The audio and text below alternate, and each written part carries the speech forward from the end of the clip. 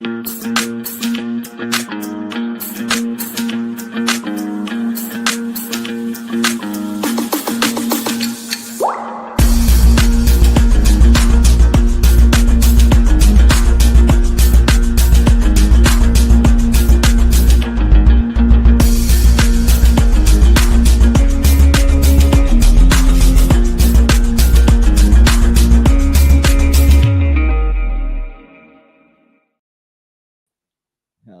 willkommen Leute zum Go und Mike's Van Dyke Truser Channel.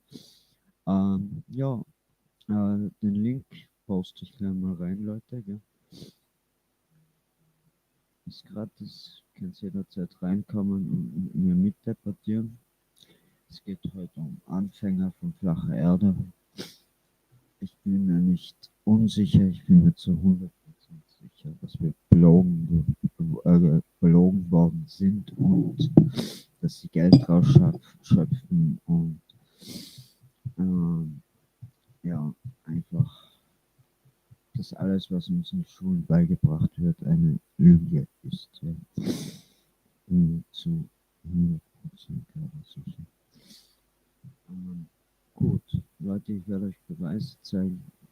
Und ja.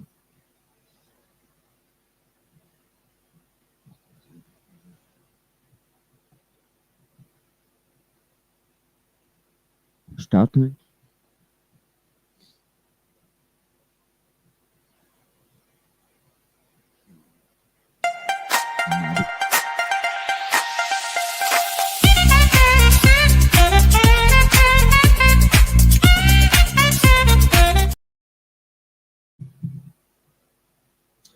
So, dann perfekt. Wenn wir uns ein cooles Video von Flache Erde rausschauen. Ich könnte die 200 oder 20 Beweise von Eric Today auf Deutsch geben. Ist ein sehr cooler Einstieg. Der Level Observer ist gut. Das bildet ihre eigene Meinung. Provided das.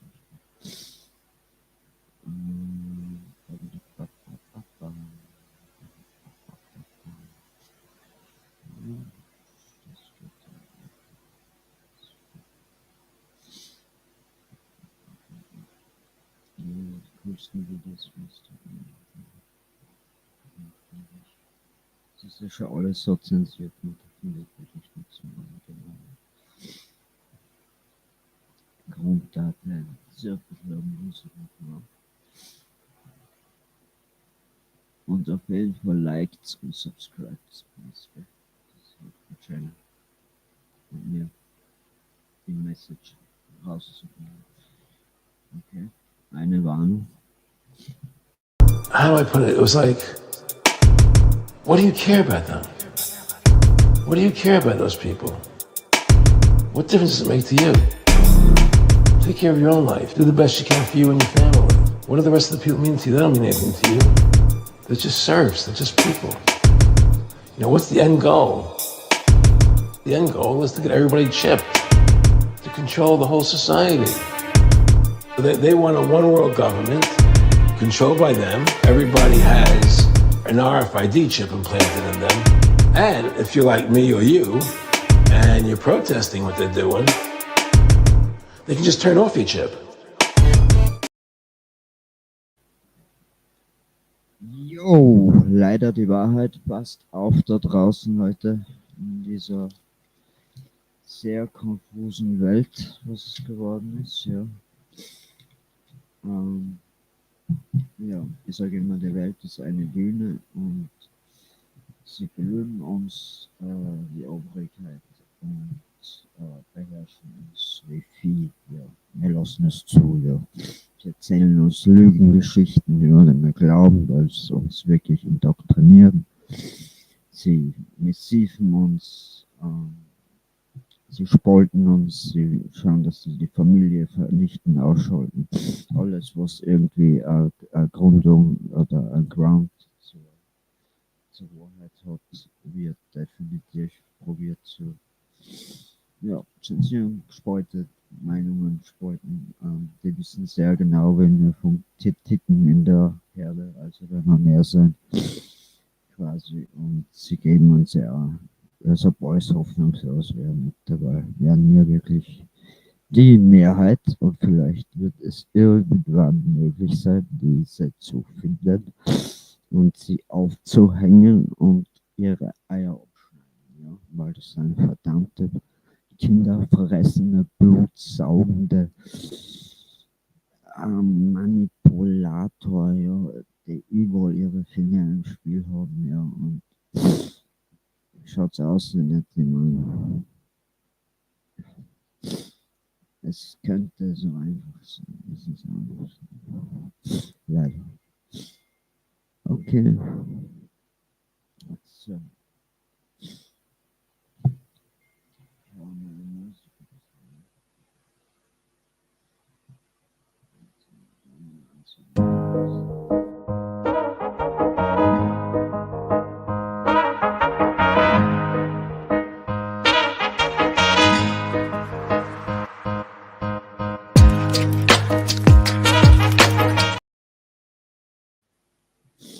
Yo, so ist es.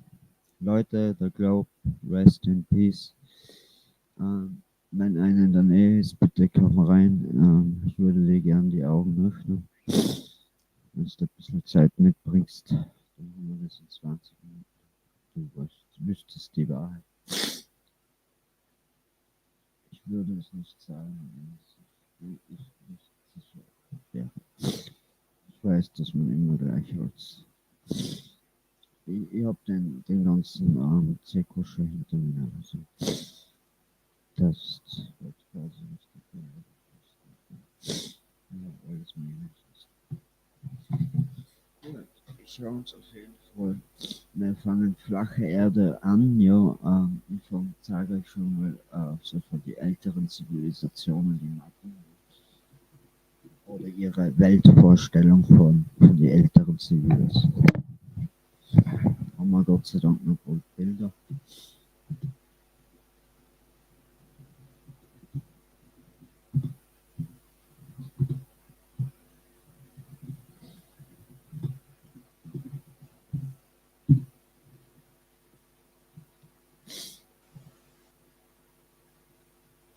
So, gut, dann haben wir da schon einige.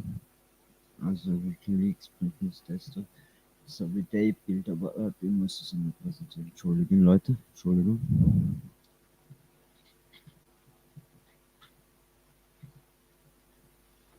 Das ist auch schon 16. Wir hauen uns einen Rock rein.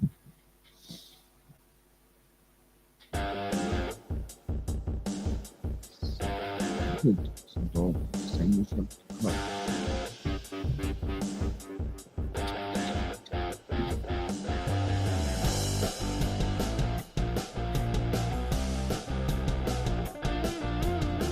Entschuldigung. Aber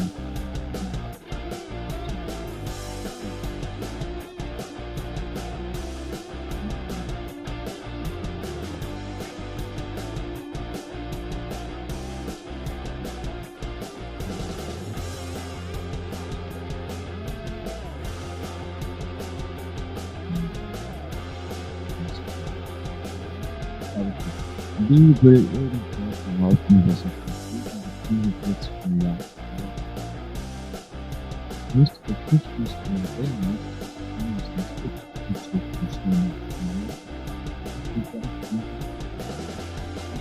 das mir wissen. Ja, das muss ich glauben. Indoktriniert. Und gleichzeitig einwerden ist die Wiesen werden das Verbindungsprozess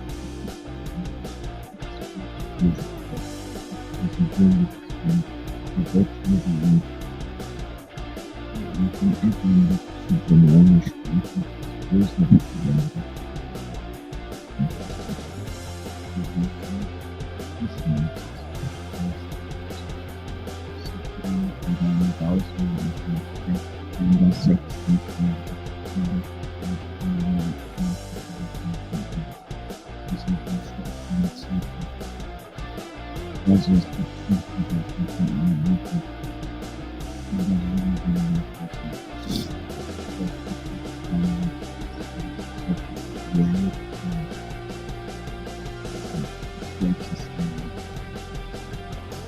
wer man nicht diskriminiert,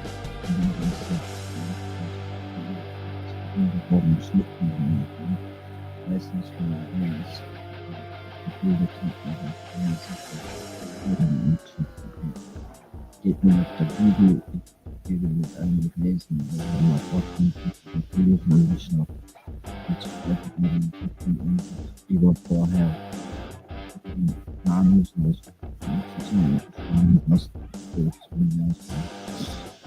das müssen wir halt auch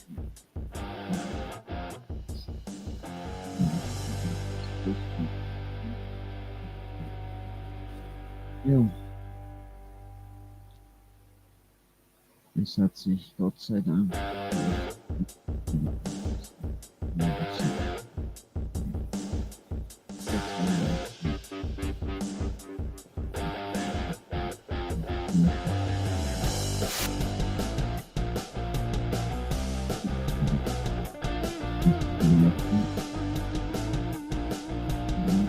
genau in der Mitte dieser Lagen, das ist nicht bewegt, nicht eine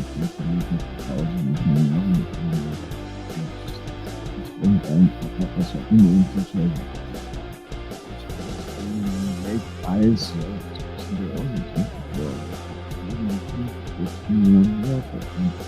Kriminalleiter aus einem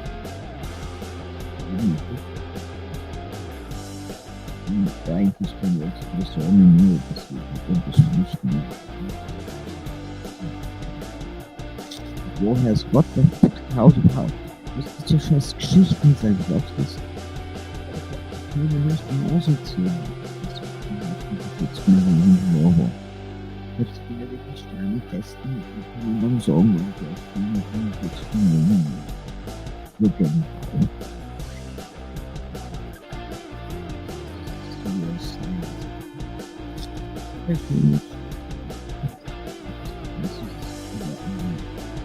Das ist ein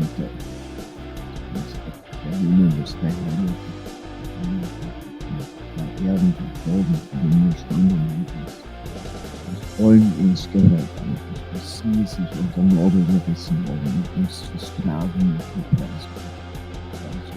Um sich im Paradies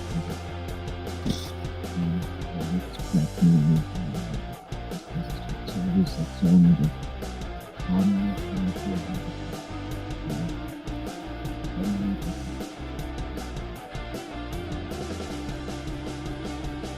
die flache Erde, also eine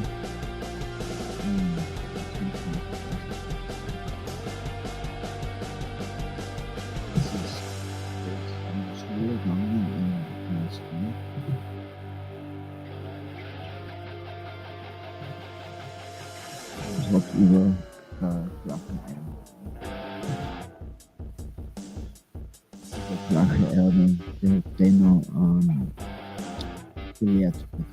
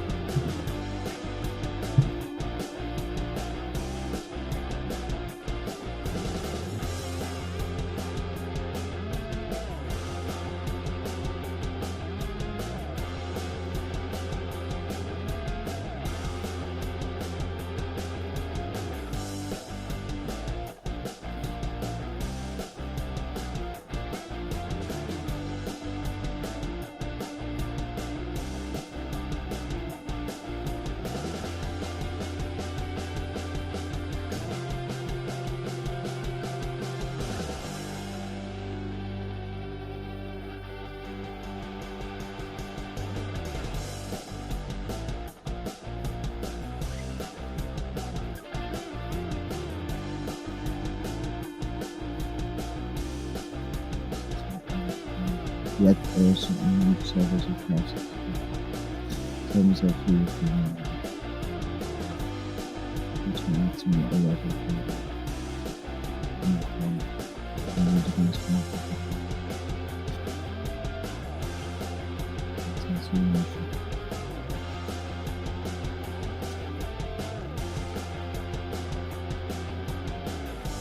I can break my time into my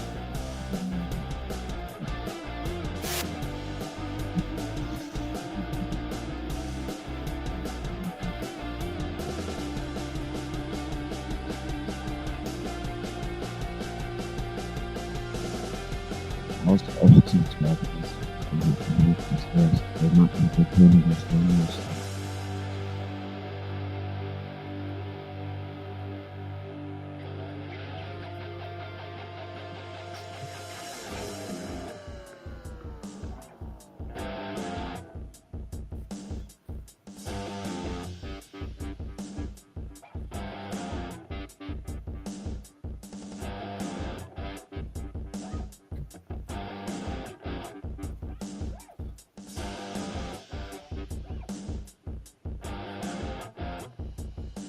Nach das Antaugungsgebiet, das in Sektionen geteilt worden ist.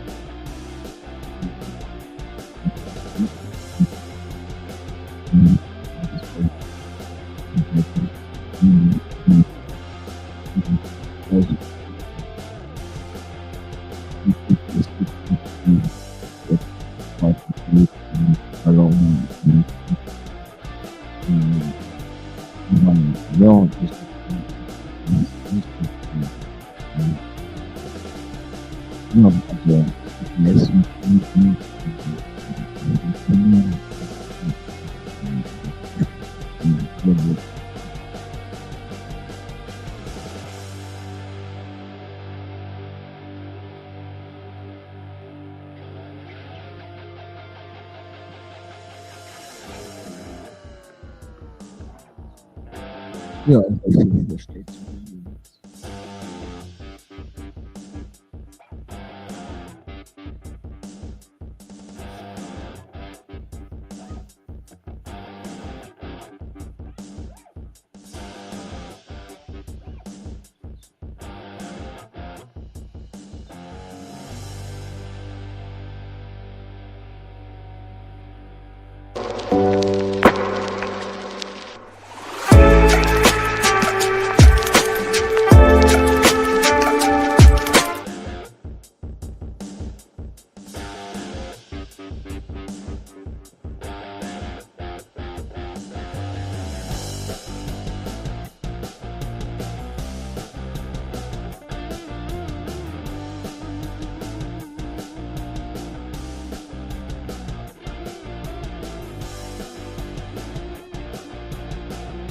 the one that I just showed you guys at the beginning of the video. And here he's just explaining the colors of the map, what all it contains, the continents, the islands, the rivers, and whatnot. But what we want to do is stroll down to here, and it says, in any event, he presumably chose not to mention his flat earth views in the application in order to avoid the risk of rejection by the patent office. Okay, so now here we have Alexander Gleason. Let's stroll down the page here. Jetzt über Anfang, Flache, Erde.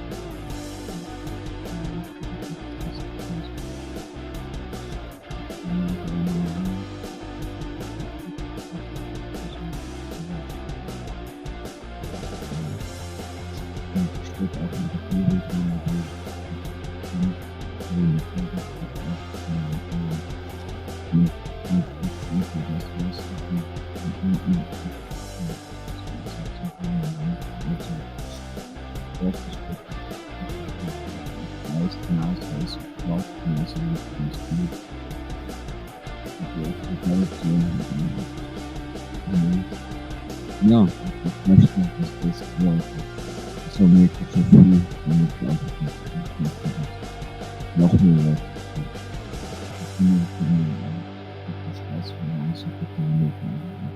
also muss nicht Geschwindigkeit und Energie zurückbringen oder explodierende Welt mit dem Ultron.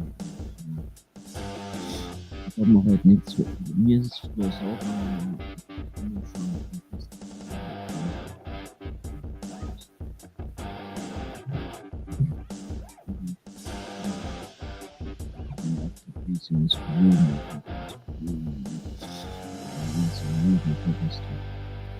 ich sag da, die römisch-katholische Kirche ist für mich gestorben. Man ich gehört verlangen für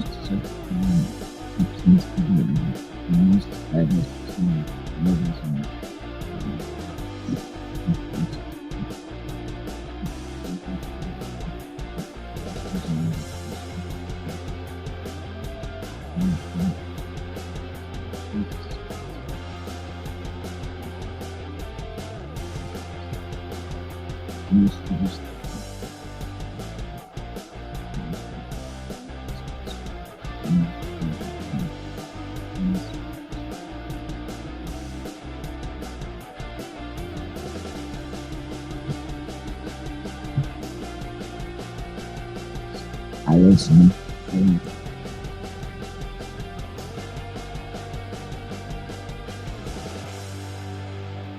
Jo.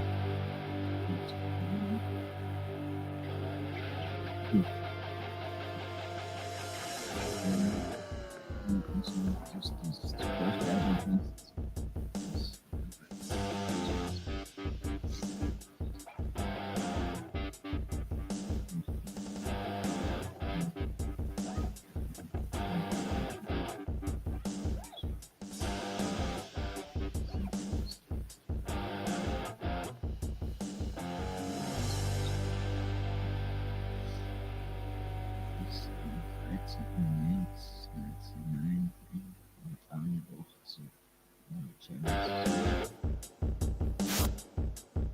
Okay, Alexander Gleason, November 28th, 1827 to March 13th, 1909, was an American machinist and civil engineer, a proponent in his later years of flat earth theory, and in particular noted for his new standard map of the world, 1892, the one that we are speaking of, the one that I just showed you. Okay, now let's stroll down here a little further to the press coverage and see what it says. Okay, Buffalo and the Earth, an intelligent journal, says the world is our oyster. Buffalo Commercial, Buffalo, New York, 7/21, November 1890.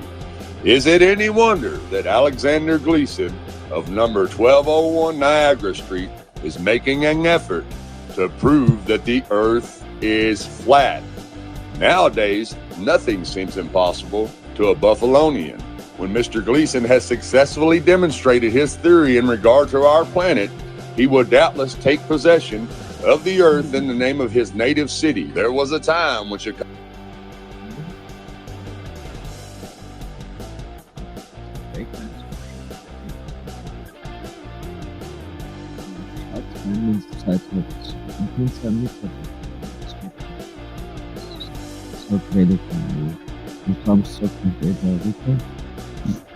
Der wird überprüft Deutschland treffen.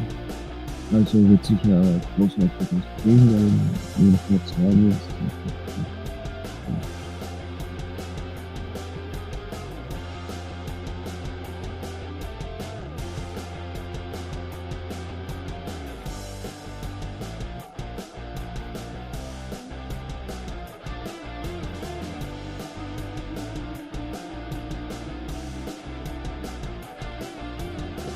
Chicago waved the palm, the greatest exhibition and municipal claims, the tide of empire.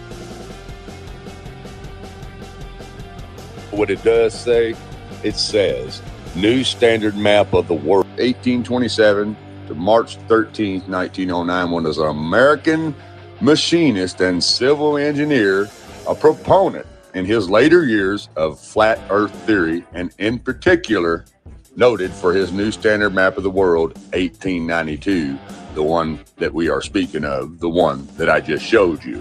Okay, now let's stroll down here a little further to the press coverage and see what it says. Okay, Buffalo and the Earth, an intelligent journal, says the world is our oyster. Buffalo Commercial, Buffalo, New York, 7/21, November 1890. Is it any wonder that Alexander Gleason of number 1201 Niagara Street is making an effort to prove that the Earth is flat? Nowadays, nothing seems impossible to a Buffalonian. When Mr. Gleason has successfully demonstrated his theory in regard to our planet, he will doubtless take possession of the Earth in the name of his native city. There was a time when Chicago waved the palm for greatest exhibition and municipal claims. The tide of empire, however, has begun to set eastward. Buffalo, the world is yours. Zetetic and theoretic defined. Buffalo Commercial, Buffalo, New York, 6/24, March 1893. Again, there has arisen in our midst with bold attack upon the present system of astronomy and geodesy, a work of surpassing magnitude by one Alexander Gleason of our own city, published by the Buffalo Electrotype and Engraving Company, and for sale by either of the above named. The work referred to bears of the title, Is the Bible from Heaven? Is the Earth a Globe? While it is manifest from a moment's glance that to the first interrogation there is no doubt in the mind of the writer as to the inspiration of the word. In regard to the second, if the diagrams and statistical measurements are correct, there remains some hard-shelled nuts for our scientists to crack. So, people, as you can see, Alexander Gleason was a flat earther. And without a shadow of a doubt, this is his flat earth map, and I just gave you the history of the flat earth map and Mr. Gleason. Now let's move on to J.S. Christopher. The subtitle of Gleason's map credits the projection to J.S. Christopher of Modern College, Blackheath. Okay, now let's scroll down and see about Christopher. It says he was born 1805 in Dartmouth, Devon, was a merchant active in the East, blah, blah, blah, blah, blah. Now, at some time in life, Christopher got hooked on Samuel Burley Rowbotham's Zetetic Astronomy. Now, if you're not familiar with who Samuel Burley Rowbotham is, he wrote a book in 1864 called Earth Not a Globe. Both Zetetic Astronomy and Christopher's map made their way across the Atlantic and found inheritance here in the United States. Alexander Gleason among them. Somehow Gleason got hold of Christopher's map and republished it. Not once, but twice. And if you look a little further down, it says Gleason's 1885 flat earth map is so rare that only images I find are reproductions, such as this one on eBay. His second map of 1892 offered here is almost equally rare. So now that we have established that this is a projection map of a flat earth, through detailed research that I just showed you and showed you how Alexander Gleason and J.S. Christopher are both flat earthers, and this is their flat earth map. And even the pretty lady here on the news will tell you it's not a projection map of the globe, it's a flat earth map with the North Pole in the center and the ice walls holding everything in. Check it out. The curving horizon, the sloping sea level, the spin of the Earth. Unless you can see these phenomena with your own eyes, they may not be true. Unlike what we've been told in school, the Earth looks like a snow globe, round but not sphere. The North Pole is at the center of most flat Earth maps, with the ice of Antarctica holding everything in. You see, even the news lady knows that this is a flat Earth map. Anyways, like I was saying, this was just another miserable failed attempt for the Globetrotters to try to convince you to live in their illusion that this is a globe projection map. It's not, and I just proved that to you. So we just debunked that bull crap.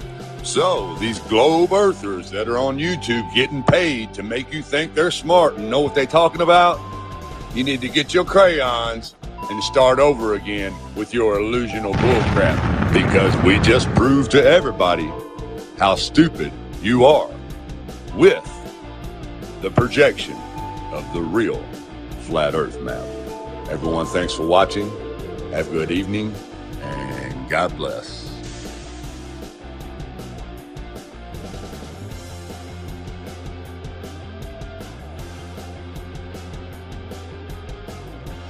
Gut, Leute.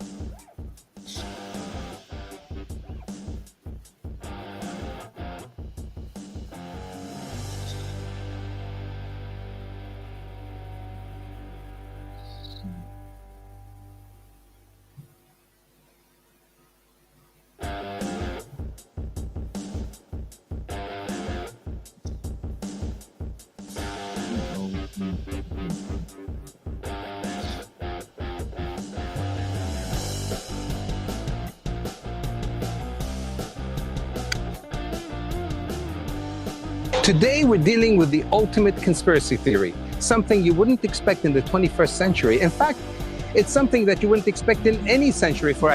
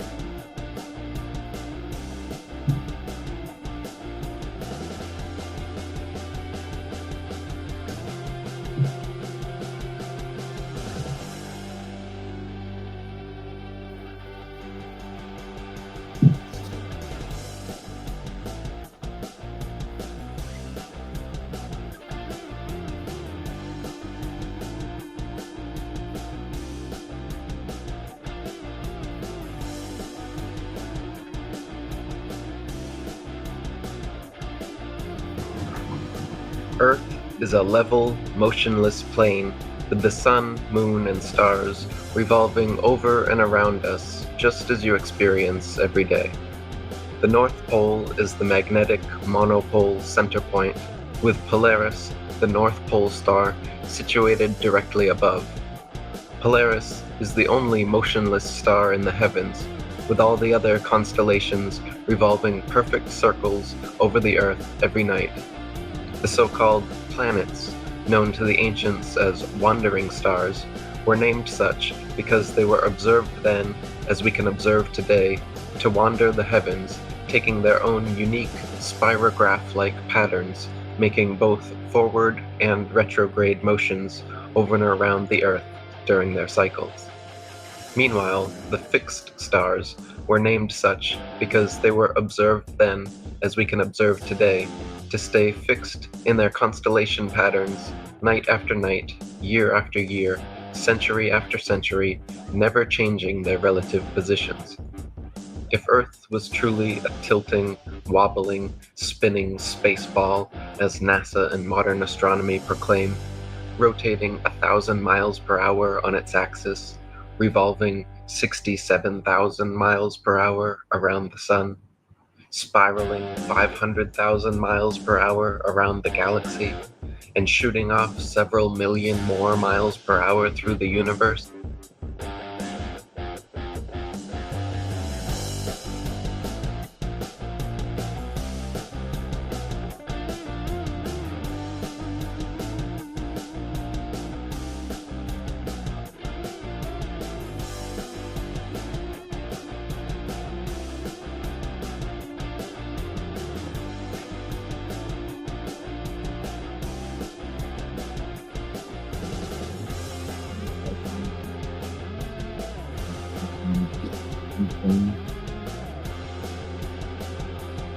moon, and stars revolving over and around us just as you experience every day.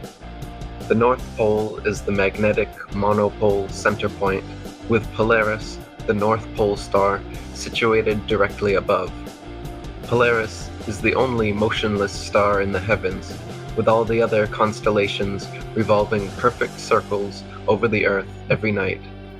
The so-called planets, known to the ancients as wandering stars, were named such because they were observed then, as we can observe today, to wander the heavens, taking their own unique spirograph-like patterns, making both forward and retrograde motions over and around the Earth during their cycles. Meanwhile, the fixed stars were named such because they were observed then, as we can observe today, to stay fixed in their constellation patterns night after night, year after year, century after century, never changing their relative positions.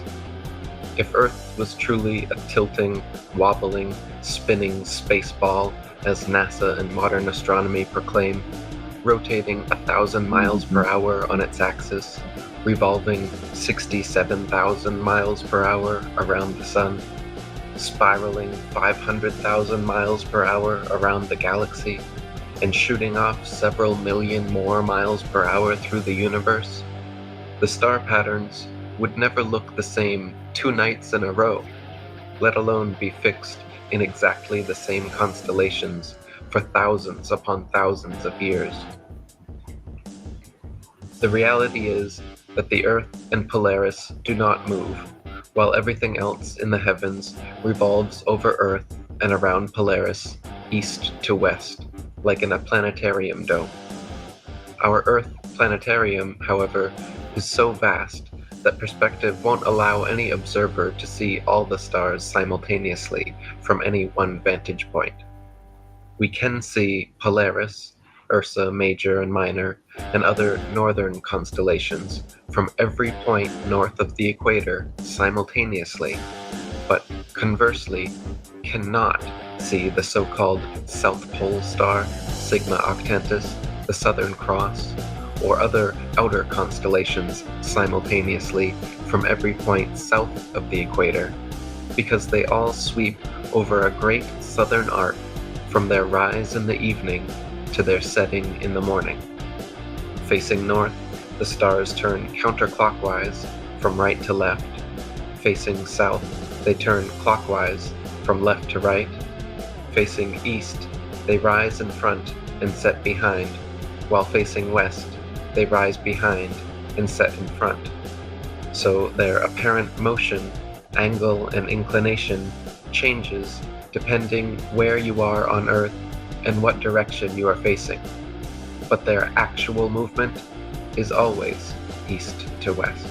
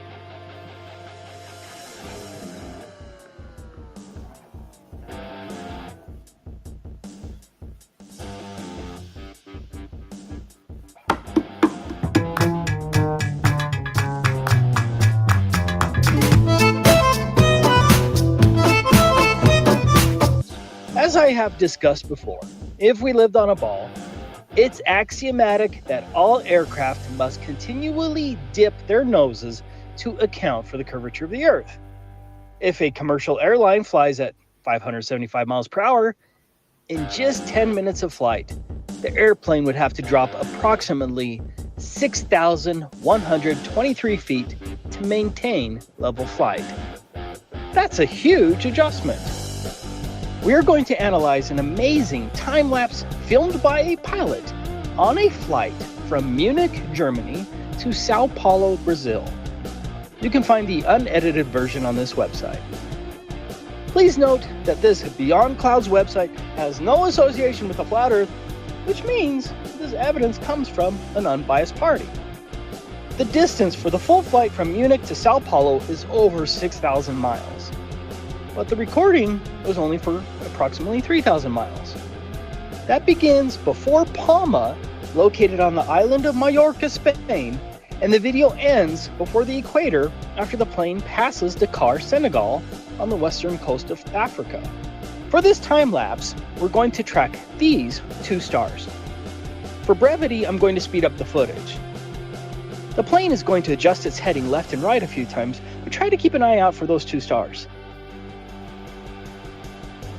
There are the two stars again.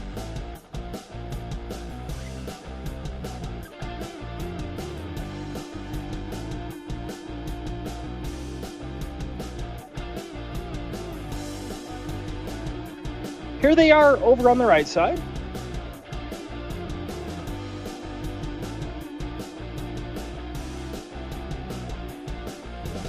They have dropped a little, but here they are again. And that's the end of the time lapse. This is the beginning position of the stars. Approximately 3,000 miles later, here is the ending position. Fortunately, Google Earth allows us to model this same flight with the stars in the background and shows us exactly what would happen if we lived on a globe. For this Google Earth model, I used our distance of roughly 3,000 miles on the exact same flight route that I showed earlier. I set the altitude at 10,000 meters or 32,800 feet. Remember, this is how the globe should work. Now, watch the stars.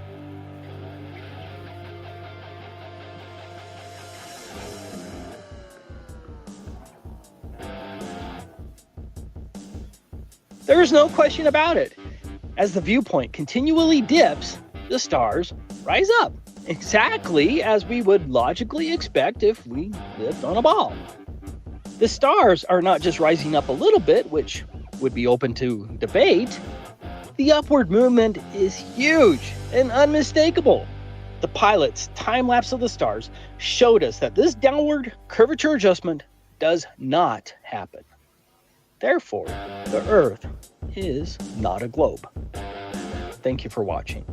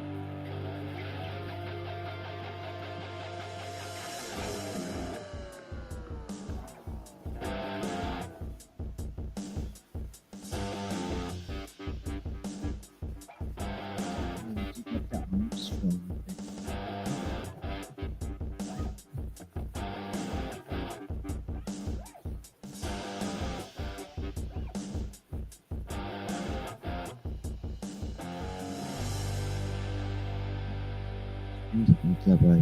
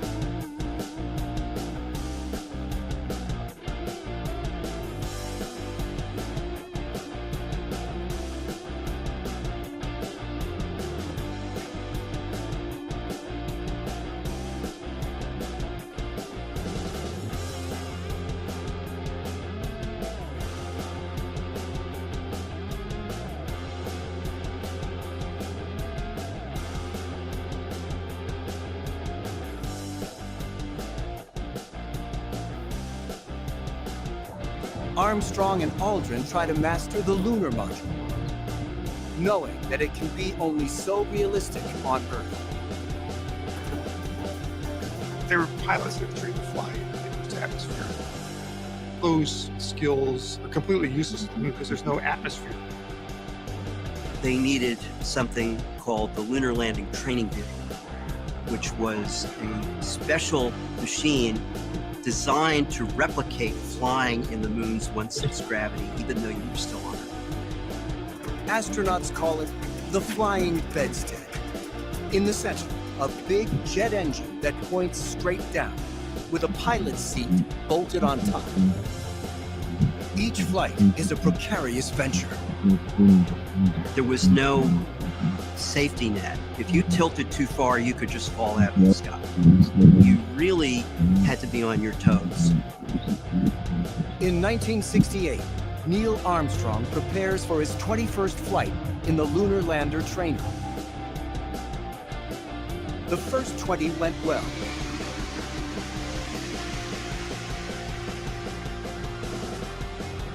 But this one suffers a rare malfunction.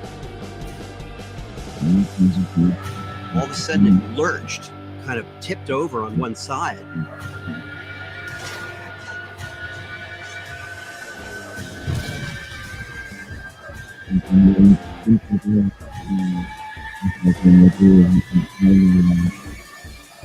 With no time to spare, he was really close to a fatal accident. He was able to eject just in time. Neil Armstrong had a particularly cool head. He went back to his desk and finished out his workday because he didn't see any reason that having just narrowly escaped death, he would clock out and go home early.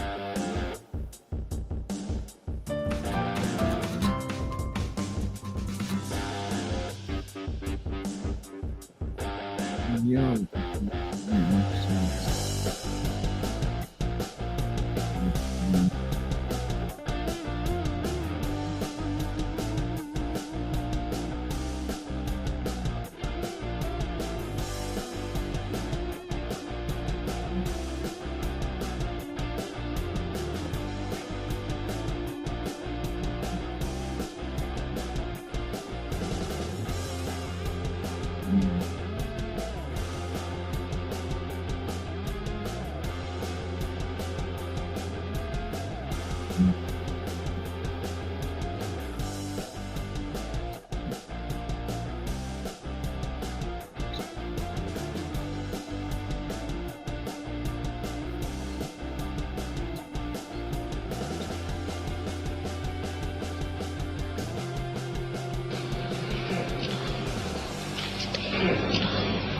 The 12 for the lunar module, of course, is in a sense upside down relative to the command module. This is in lunar orbit, showing the separation of the lunar module from the command module as viewed through my window. This was a busy time for me in that I was taking these motion pictures through the right-hand window. At the same time, I was taking still photos through the left-hand window and also flying my vehicle and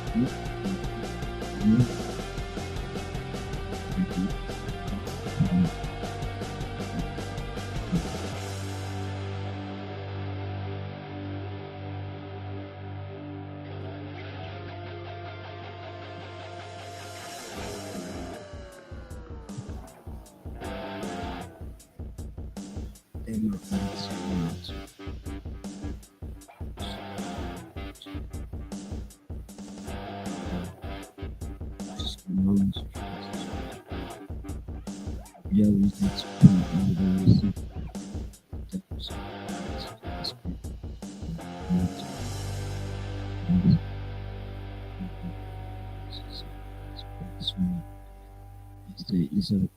Der ist halt wahrscheinlich was mit der Sauna zu tun.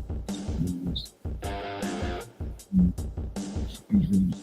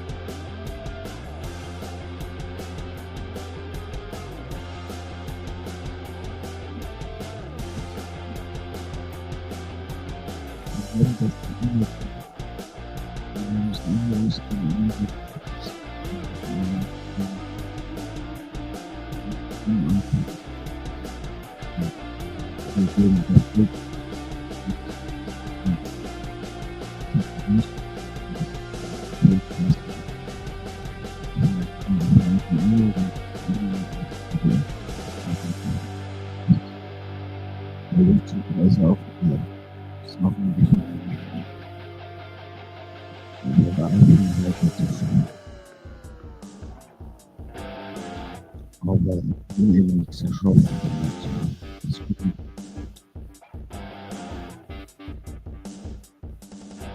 Sich für uns. Und der wird auch Widerstand.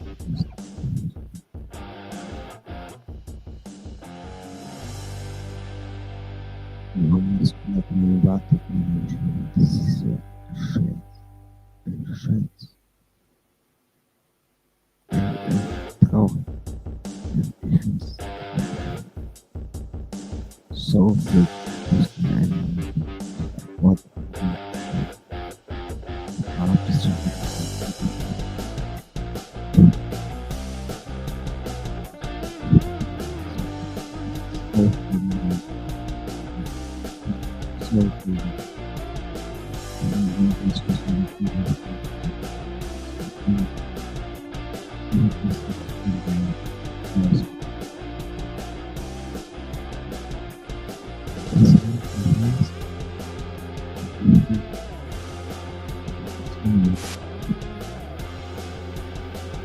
Holen der ganzen Scheiße. Du denkst dir halt eine Kuh. Und alles mehr. Sorry für die Bäume. Nichts passiert aus. Was Menschen haben. Irgendwie lustig.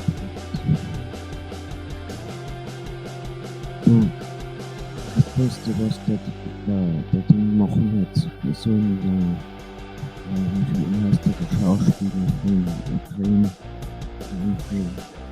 Konflikt an Russland ist ja abgeliefert worden von USA, NATO und alles nicht, sonst wäre es schon lange alles nicht. Ich weiß nicht so schön, das war das ist ich glaube, dass man vorher Raketen ist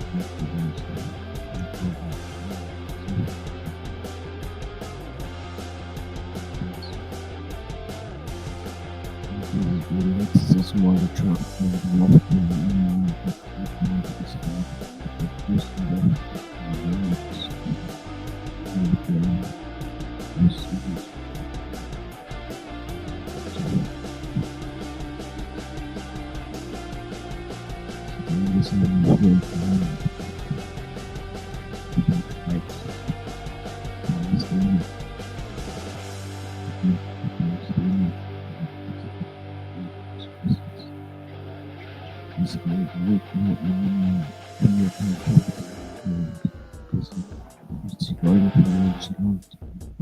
richtig raus.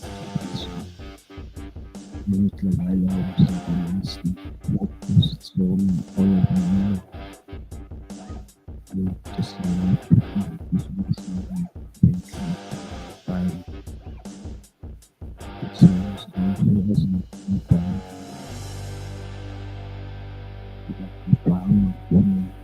zu 100% sicher Beweise hat, dass der hat der Essen veranstaltet, das Essen. $1 Million kostet. In der Englisch ist schon in Spitzen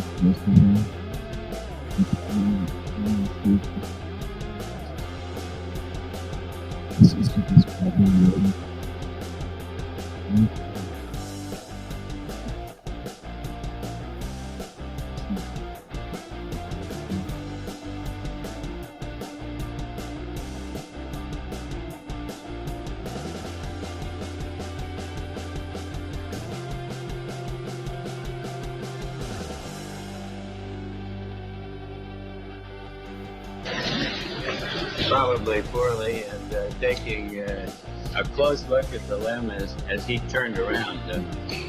My most important job here was to make the photograph is the crater masculine, and in the bottom center is the final phases of the descent. The landing area itself is in the smooth area at the top of the picture, just before we arrive at the shadow, or what's called the terminator. We had seen a number of pictures from Apollos 8 and 10, which gave us an excellent understanding of the ground track over which we would pass during the descent. We're now looking out the right-hand window of the crater, and there's masculine W. It occurred approximately 2 to 3 seconds late, and gave us degraded our ability to determine not only our altitude and altitude rate in the final phases, but also, and probably more importantly, our translational velocities over the ground. It's quite important not to stub your toe during the final phases of touchdown. And once settled on the surface, the dust cleared immediately, and we had an exafloat, and of course the surface was very fine-grained. We could tell that from our view out the window, but there were a surprisingly large number of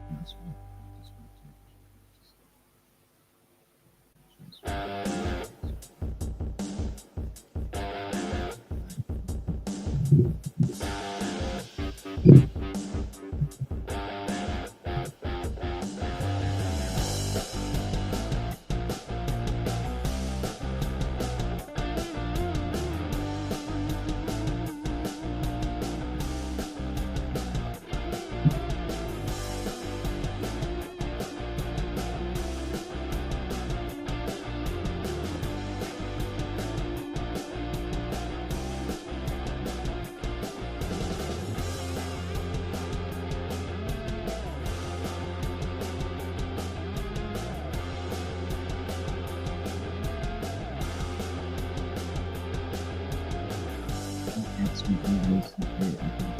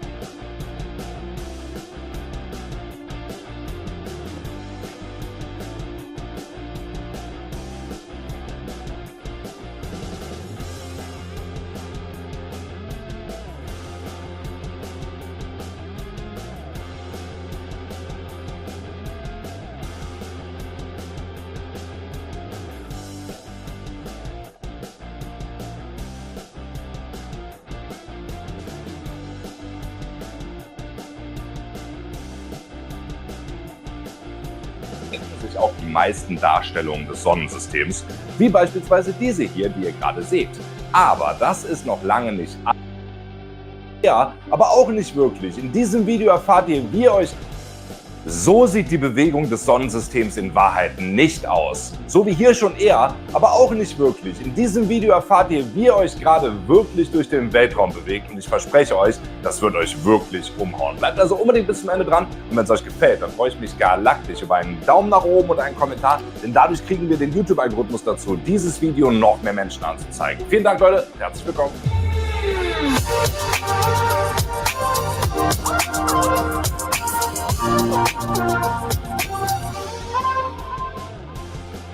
Alles ist in Bewegung. Dieser Satz trifft vor allem auf den Weltraum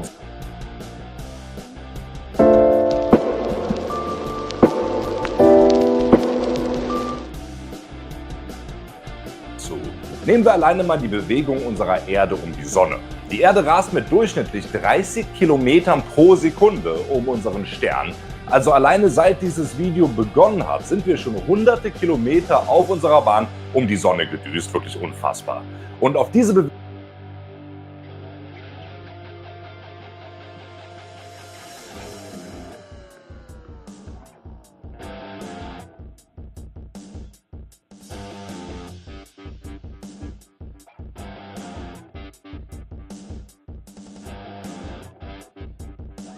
Bewegung des Sonnensystems in Wahrheit nicht aus. So wie hier schon eher, aber auch nicht wirklich. In diesem Video erfahrt ihr, wie ihr euch gerade wirklich durch den Weltraum bewegt. Und ich verspreche euch, das wird euch wirklich umhauen. Bleibt also unbedingt bis zum Ende dran. Und wenn es euch gefällt, dann freue ich mich galaktisch über einen Daumen nach oben und einen Kommentar. Denn dadurch kriegen wir den YouTube-Algorithmus dazu, dieses Video noch mehr Menschen anzuzeigen. Vielen Dank, Leute. Herzlich willkommen.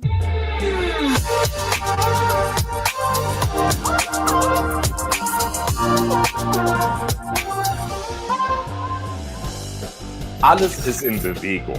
Dieser Satz trifft vor allem auf den Weltraum zu. Nehmen wir alleine mal die Bewegung unserer Erde um die Sonne. Die Erde rast mit durchschnittlich 30 Kilometern pro Sekunde um unseren Stern. Also alleine seit dieses Video begonnen hat, sind wir schon hunderte Kilometer auf unserer Bahn um die Sonne gedüst. Wirklich unfassbar. Und auf diese Bewegung der Planeten um die Sonne beschränken sich auch die meisten Darstellungen des Sonnensystems, wie beispielsweise diese hier, die ihr gerade seht. Aber das ist noch lange nicht alles, denn wir müssen auf jeden Fall auch noch die Bewegung des gesamten Sonnensystems innerhalb der Galaxis, der Milchstraße, in Betracht ziehen. Unsere Milchstraße ist unsere kosmische Heimat und besteht aus mindestens 100 Milliarden Sternsystemen. Die meisten Schätzungen gehen aber mittlerweile von sogar mehr als 200 Milliarden aus. Unser Sonnensystem ist eins davon und all diese Sterne befinden sich in einer Art galaktischem Tanz, einem Rhythmus, den man als das galaktische Jahr bezeichnet. Sie orbitieren um das Zentrum der Milchstraße und für eine Umrundung benötigt unser Sonnensystem mit einer Geschwindigkeit von rund 200 Kilometern pro Sekunde 225 Millionen Jahre. Am Anfang von diesem galaktischen Jahr existierten also noch Dinosaurier auf der Erde. Nicht die Mama, nicht die Mama. Ich bin froh, wenn du aus diesem Alter raus bist. Und angesichts dieser galaktischen Umrundung könnte man sich die Bewegung des Sonnensystems also eher so vorstellen, wie ihr hier gerade seht. Die Planeten bewegen sich zwar um die Sonne, folgen ihr aber auf ihrem Weg um das Zentrum der Galaxis. Wenn man das so sieht, kann einem ganz schön schwindelig werden und irgendwie ist der Gedanke wirklich faszinierend. Ihr seid niemals am selben Ort. Wenn ihr morgen früh aufwacht, dann werdet ihr an einer ganz anderen Stelle der Milchstraße sein. Unfassbar. Aber ihr ahnt es sicherlich schon, das war noch nicht alles. Bitte aufhören, mir wird schwindelig. Hinter unserer Galaxis hört das Universum ja nicht auf. Es gibt noch Milliarden andere Galaxien und die sind meistens in sogenannten Galaxienhaufen angeordnet, die sich wiederum zu Superhaufen zusammenfügen. Das englische Wort Supercluster klingt irgendwie ein bisschen besser als Superhaufen auf Deutsch, aber na gut. Innerhalb unseres Galaxienhaufens, der lokalen Gruppe, ziehen sich verschiedene Galaxien und Zwerggalaxien gravitativ an. Der stärkste Effekt ist hierbei die Anziehung zwischen unserer Milchstraße und der noch größeren Andromeda-Galaxie. Die beiden rasen gerade in diesem Moment aufeinander zu und werden in einigen Milliarden Jahren zu einer Supergalaxie verschmelzen. Wir müssen also in unsere Bewegung auch noch die Annäherung zur Andromeda-Galaxie mit einkalkulieren. Die beiden Galaxien und wir als Teil der Milchstraße bewegen sich mit rund 109 Kilometer pro Sekunde aufeinander zu. Aber wie schon erwähnt, gibt es ja noch weitere Galaxienhaufen und die beeinflussen uns auch mit ihrer immensen Schwerkraft. Die anderen Galaxien und Galaxienhaufen in unserer Nähe üben alle eine Anziehungskraft auf uns aus. Und selbst weit, weit entfernte Materieansammlungen im Deep Space üben noch eine Gravitationskraft aus. Nach dem, was wir berechnen können, scheinen all diese weit entfernten Strukturen zusammen eine zusätzliche Bewegung von etwa 300 Kilometern pro Sekunde zu verursachen, allerdings in eine etwas andere Richtung als die anderen Bewegungen. Puh, bei all diesen Bewegungen kommt also ganz schön was zusammen. Wenn euch das nächste Mal jemand fragt, ob ihr genügend Sport gemacht habt, könnt ihr also einfach antworten: Mein Schrittzähler sagt, ich habe mich in den letzten 5 Sekunden tausende Kilometer bewegt. Perfekt.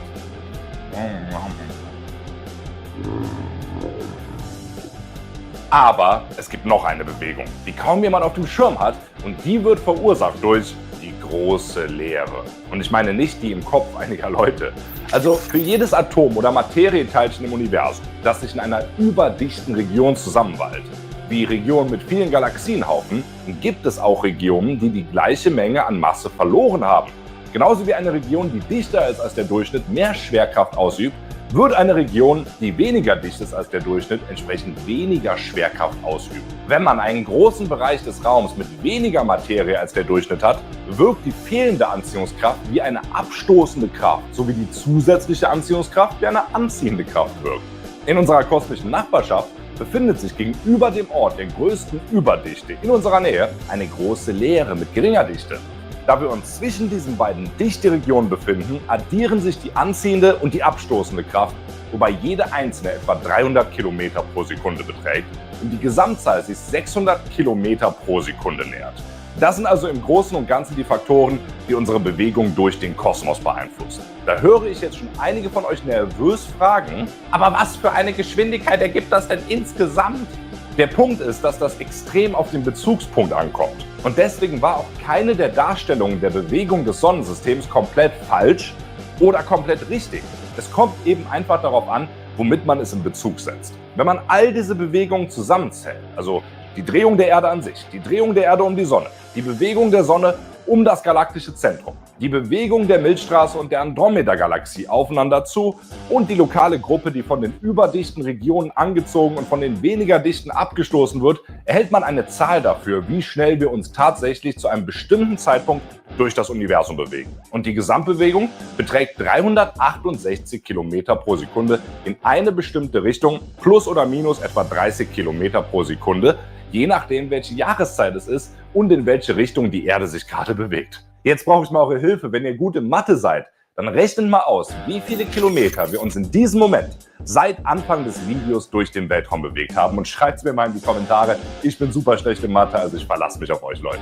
Das kann man übrigens auch durch die Messungen des kosmischen Mikrowellenhintergrunds bestätigen, also der energiereichen Strahlung aus der Anfangszeit des Universums. Der kosmische Mikrowellenhintergrund erscheint in der Richtung, in die wir uns bewegen, eher heißer, und in der Richtung, die unserer Bewegung entgegengesetzt ist, eher kälter.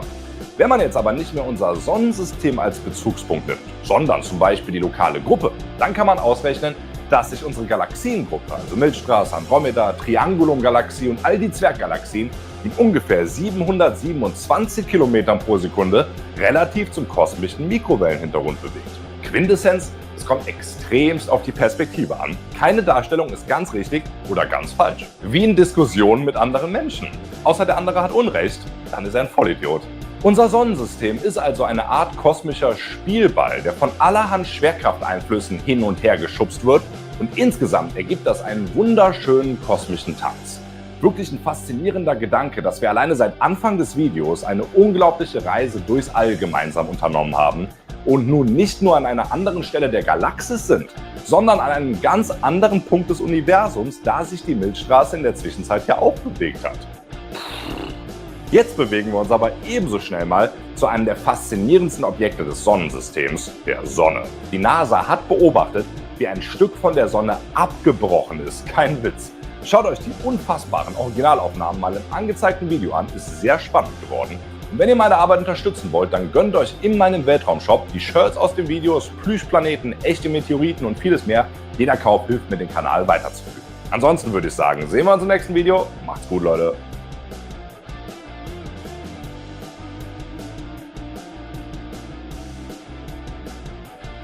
Well, now, one thing, you have a theory about the moon, and that we expect to be able to get observable facts about the moon fairly soon. What is your theory? Well,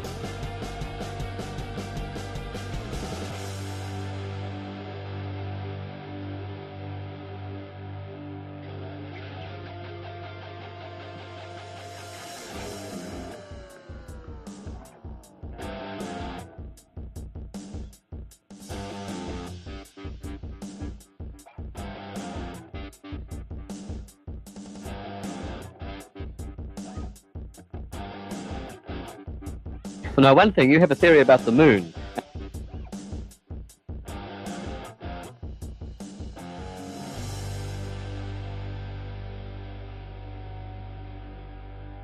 And that we expect to be able to get observable facts about the moon fairly soon.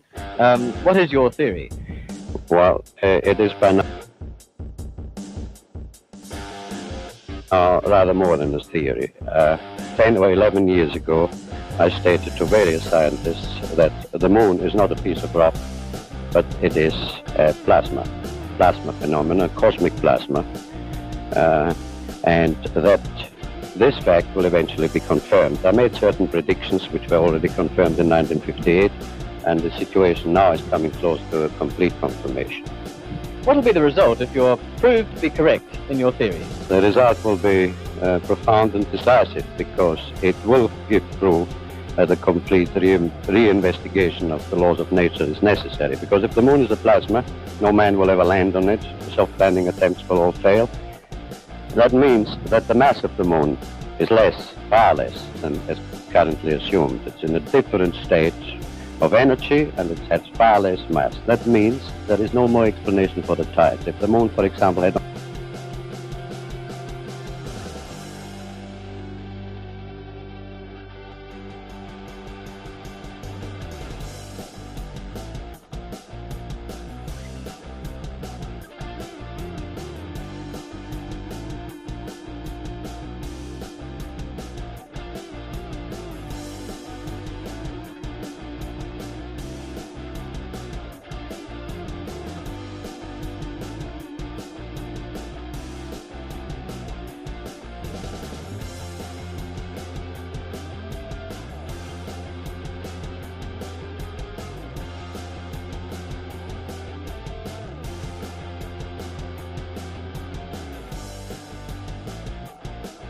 only 1,000th part of its current mass, then the tides would only be 2 inches high, and the conventional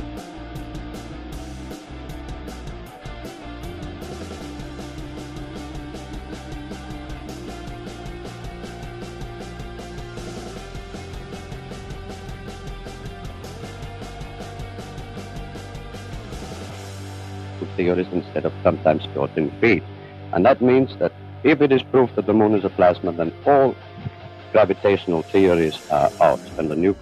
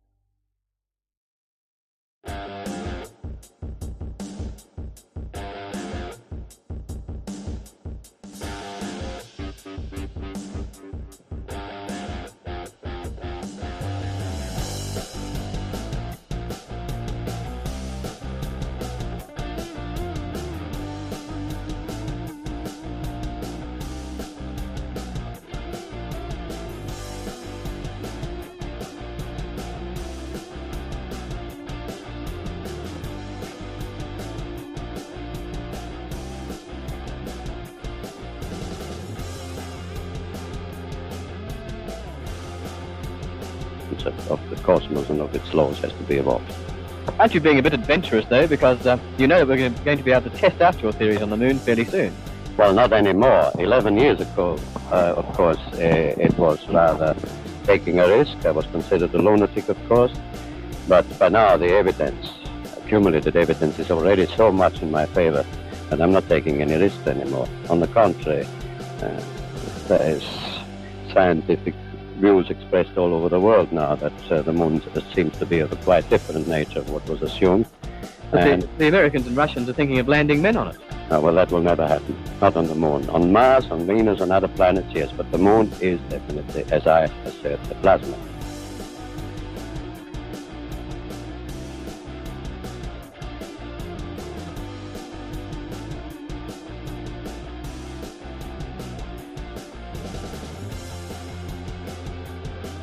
You see, here is the sea, Mr. Sanders, so calm and apparently unchanging. And yet, it is part of my new conception about the nature of the world.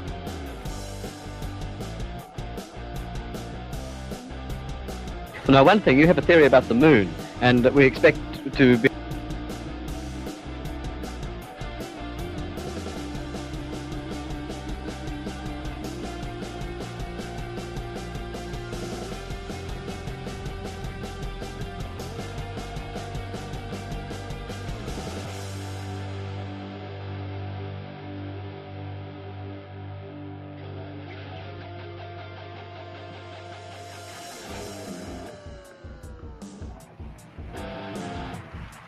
We choose to go to the moon. We choose to go to the moon.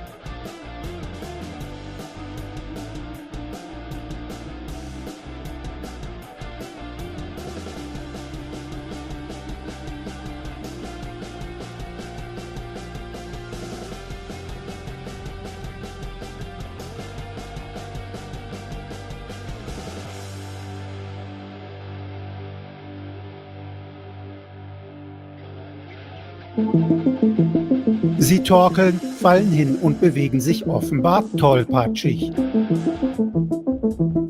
Diese seltenen Aufnahmen der NASA sind echt. Sie zeigen Astronauten.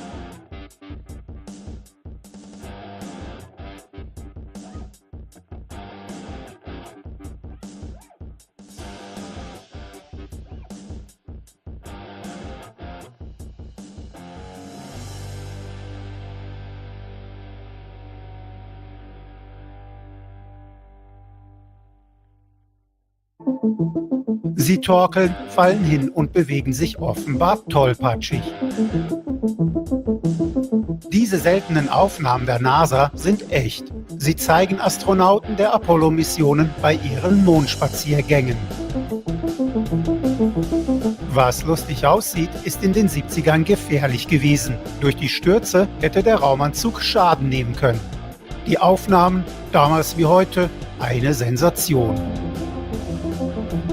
Die kuriosen Bilder hat die NASA schon vor einiger Zeit veröffentlicht, doch verbreiten sich diese gerade jetzt millionenfach über die sozialen Medien. Grund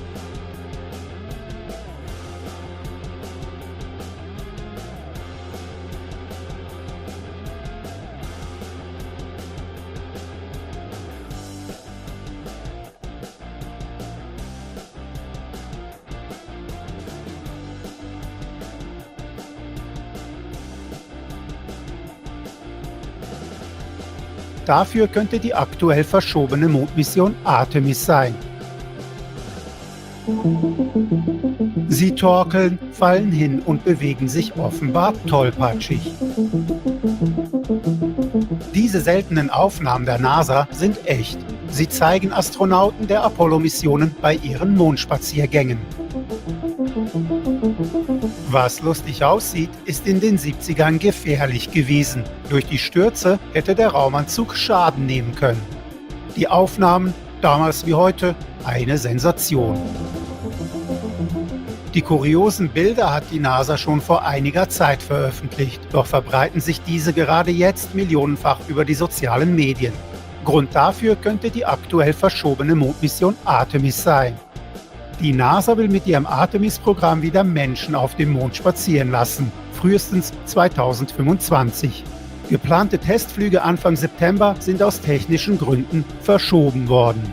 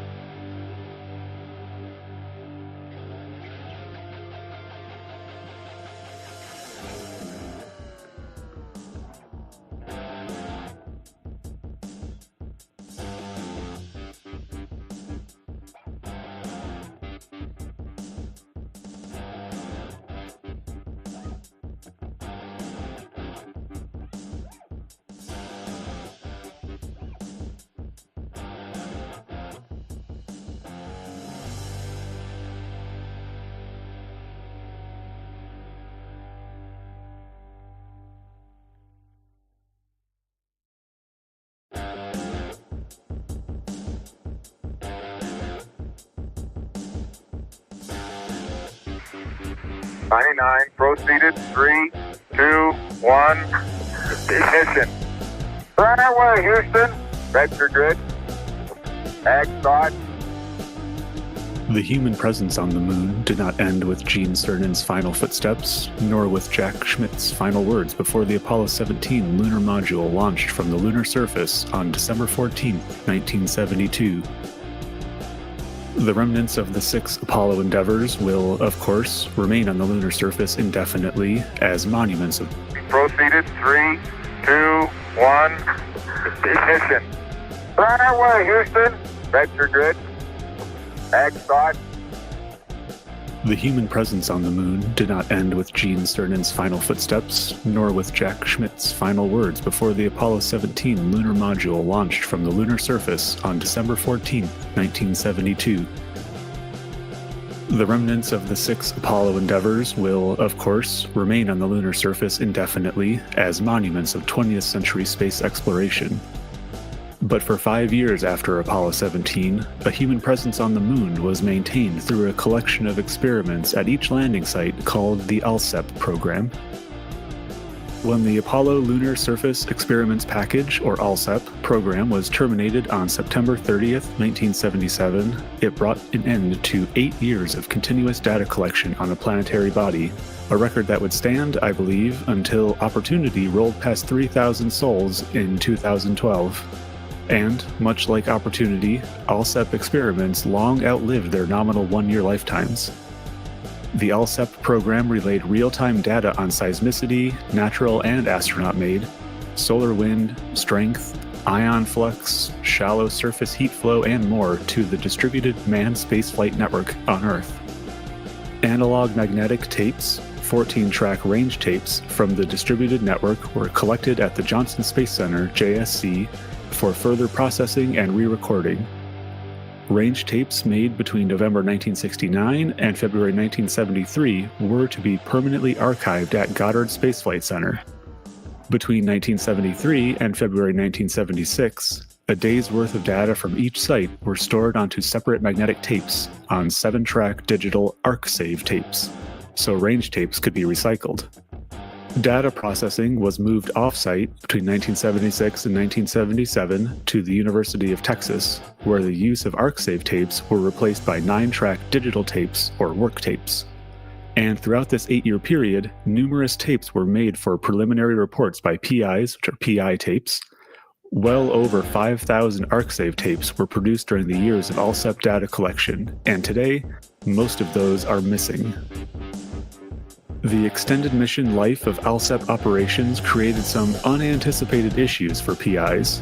For example, the 6 passive seismic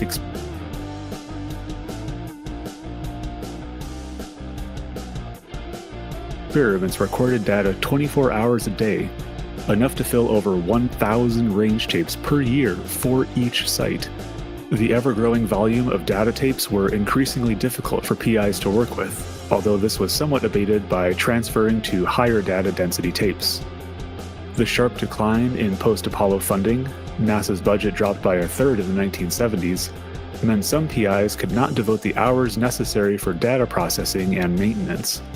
Although PIs were instructed to archive tapes with the Washington National Record Center, WNRC, the requirements were vague and poorly enforced, and so only an estimated 50% of the PI data were archived.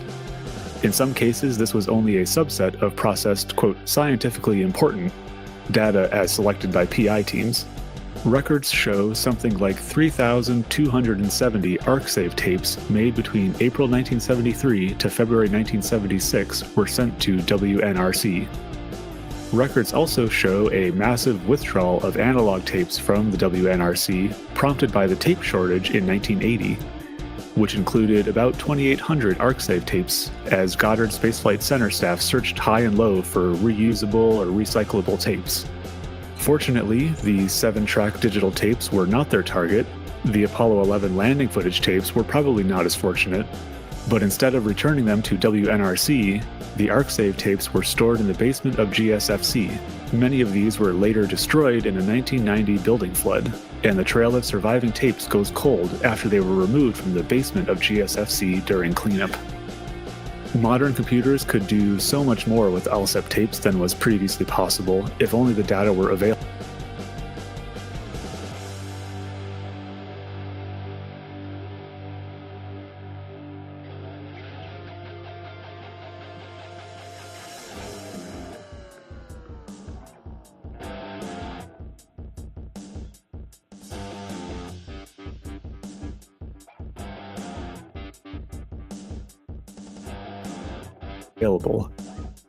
The potential was highlighted in the 1990s when the University of Texas 7677 tapes were reprocessed and made available on the National Space Science Data Center. But a concerted effort to find the missing tapes wouldn't get off the ground until 2004, when the presidential mandate for space exploration sparked a resurgence in lunar research in terms of both interest and funds. With practically zero ground truth characterization of the lunar surface, apart from returned samples and meteorites, the ALSEP program was a natural target for reevaluation. Suddenly there was a call for these tapes that were nowhere to be found. The NLSI Recovery of Missing Data Focus Group was formally convened in 2007 and is a multi-institutional, mostly volunteer-run effort led by some of the original ALSEP PIs, or primary investigators. It is through the efforts of the ALSEP Focus Group that most of what we know of the tapes has come to light. Every year at the Lunar and Planetary Science Forum in March and Lunar Science Forum in July, the group has a side meeting where they share their successes and frustrations. And there have been successes. In 2010, about 450 ArcSave tapes made between April and June of 1975 were recovered from WNRC, and at some point, a large quantity of ALSEP data was condensed onto microfiche and microfilm, and also backed up on paper. For LPSC, in 2013, an abstract of the group announced the complete restoration of 7 lunar datasets. Another 8 datasets were in the final stages and were very shortly to be completed, with the promise of more to come. In short, many raw data tapes have been recovered, and also some processed data tapes, and reprocessed tapes of processed data tapes, and prints of raw and processed data. So now what? Well, hopefully, restoration should hint at something more involved than slapping an ArcSave tape in a reader and ripping it onto a hard drive like a CD. Well, okay, that is part of it, but unsurprisingly, such tape readers in working condition are increasingly rare. And at least some of the ArcSave data recovery was outsourced to data recovery/conversion companies or citizens. Professor Brian J. O'Brien of the Australian government was an original PI for the early Apollo Surface Experiments package, or ESEP, and the ALSEP dust detectors on Apollo 11, 12, 14, and 15, and also the Charged Particle Lunar Environment Experiment on Apollo 14. He maintained possession of a number of original tapes, including the one pictured here, and is working with a company called Spectrum Data to recover quality data. Unfortunately, O'Brien passed away in 2020. Quality is the other main issue here. Tape quality degrades over time, converting tape formats can introduce transcription errors, and processed data might be missing metadata on conversion programs, units, calibrations, random transcription errors, or whatever corrections the PI deemed necessary. Even in raw data tapes, anomalies occasionally occur because, after all, this was transmitted from the moon. Without the relevant metadata, including telemetry to assist transmission quality, the tapes would be worse than useless because any product would rest on flawed foundation. That remains a major obstacle to data restoration. Now, significant progress in terms of tapes acquired and metadata resolved has been via cooperation with PI teams and their universities, with one PI even lending an ALSEP experiment notebook to scan for use in calibrating a dataset. Prior to archiving with the planetary data system, datasets undergo peer review, and the ALSEP recovered data related abstracts submitted to LPSC are a promising sign of the science return that can be expected from these important datasets in the years to come. Most recently, in October 2020, in the journal Planetary and Space Science, the team published the availability of previously lost data and metadata from the Apollo Lunar Surface Experiments package. You can read about the successes the team has had over the years, which include 440 of the previously lost data archival tapes that were recovered. The paper also discusses the data that were extracted, the packages that were processed, and the methodologies used in that data processing, as well as where to go to find the information online, because this should be a publicly accessible dataset now.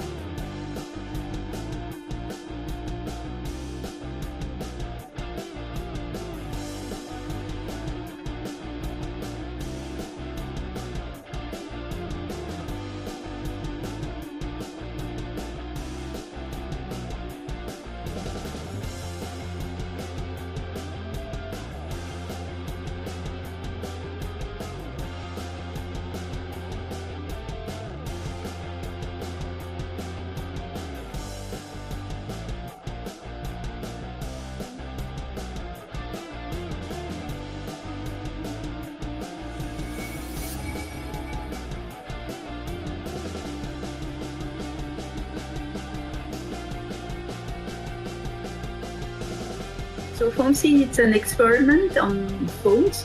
You know, foams are a collection of bubbles. People don't realize that.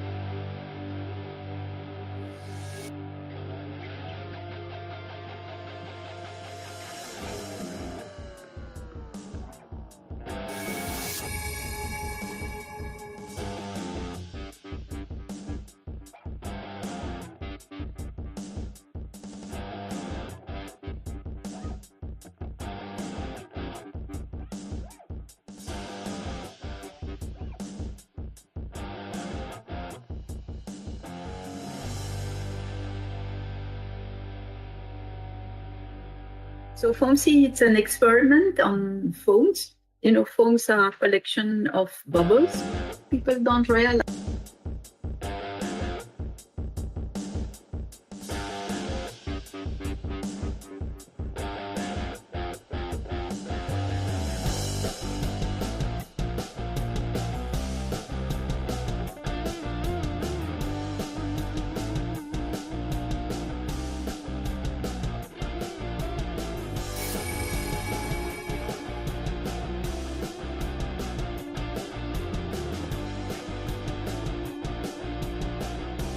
So FOAMC, it's an experiment on foams.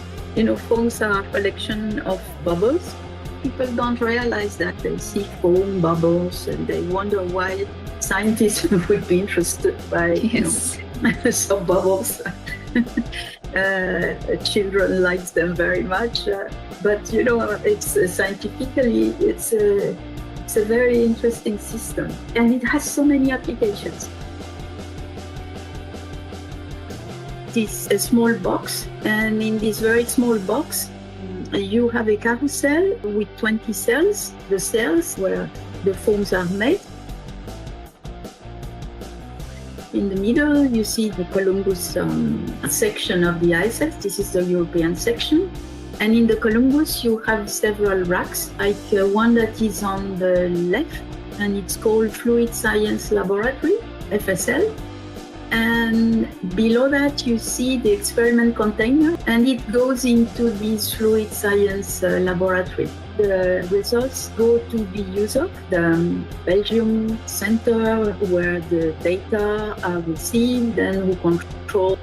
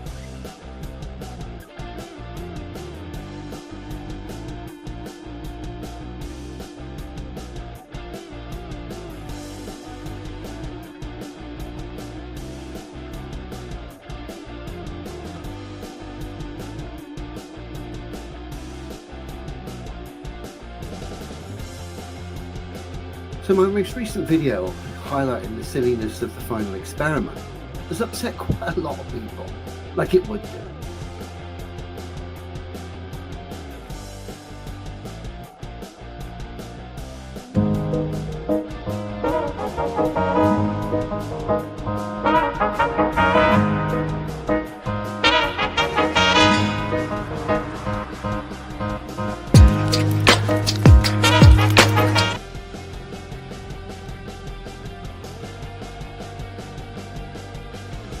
when you're highlighting someone's false belief system to be just that, you're going to have a lot of knee-jerk defensive reactions.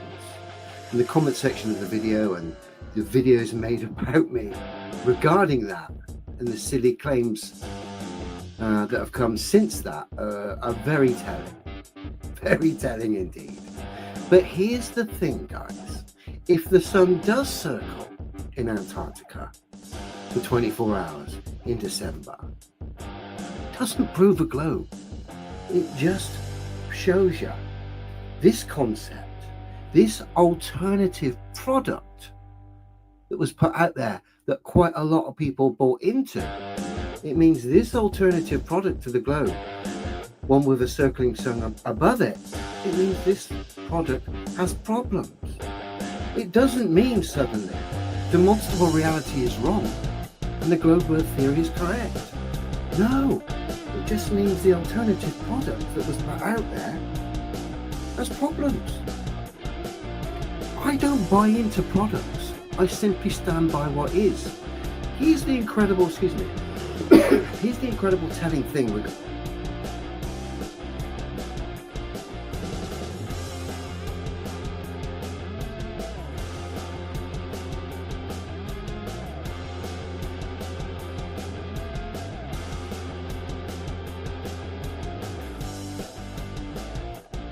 So my most recent video highlighting the silliness of the final experiment has upset quite a lot of people, like it would do. When you're highlighting someone's false belief system to be just that, you're going to have a lot of knee-jerk defensive reactions. In the comment section of the video and the videos made about me regarding that and the silly claims that have come since that are very telling indeed. But here's the thing, guys. If the sun does circle in Antarctica for 24 hours in December, it doesn't prove a globe. It just shows you this concept, this alternative product that was put out there that quite a lot of people bought into. It means this alternative product to the globe, one with a circling sun above it, it means this product has problems. It doesn't mean suddenly demonstrable reality is wrong and the globe Earth theory is correct. No, it just means the alternative product that was put out there has problems. I don't buy into products. I simply stand by what is. Here's the incredible, here's the incredible telling thing regarding this whole thing. The fact that globe earthers think an observation is an experiment. The only way they can justify that is it debunking, in their eyes, an alternative product. And as a result, they think they've proven their impossible spherical globe Earth in a vacuum. Think about the mindset of these people. Think about the logic or lack of that resides in the heads of these people. They're full of knee-jerk automated responses, none of which makes any sense. They can't provide any physical demonstrations that we can all test and verify for ourselves. Real experiments. No. They claim an observation is an experiment and that it proves the globe Earth. No. The only thing it proves, lads, is your naivety and gullibility. Particularly the people that bought into the alternative product, and particularly the people that somehow think an observation that highlights the problems of an alternative product is somehow proof of an impossible world being real. This is fucking insane, lads. I'll state it. This is a demonstrable fact. The Earth, the globe Earth theory, is obviously impossible. Because if it was real, we wouldn't be having experiments, final experiment, which are just observations that don't have any practicality to back up its fundamental claims anyway. The only thing the final experiment will do is get rid of an alternative product that's been sold to people. I never bought the alternative product. I actually hope there is a 24-hour sun in Antarctica, because it means this place is far more magical and interesting than I originally thought. All you need is demonstrable reality, and you prove the globe is impossible. Don't replace one faulty product with another. Stick with demonstrable reality, and off the back of that, demand full exploration and a fresh new start. Because this is silly. You're just going around in circles. These people are going to try and claim a result off the back of debunking a product that some people bought into. And they're going to claim their impossible world is now possible. No, lads. Your experiment is an observation that has no practicality. And if it is a 24, or there is a 24-hour sun, it just gets rid of one product. We've already gotten rid of this. So if we get rid of this product, what are we left with? Demonstrable reality, which we can all test and verify for ourselves. So this is a blessing in disguise. I love it.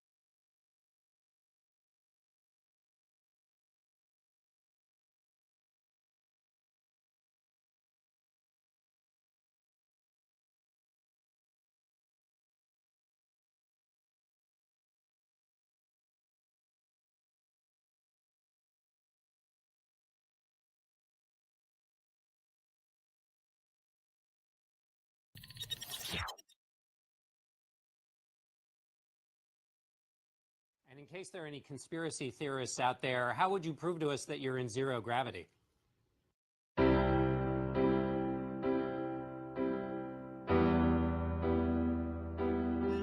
Time for a meeting of the Flat Earth Society.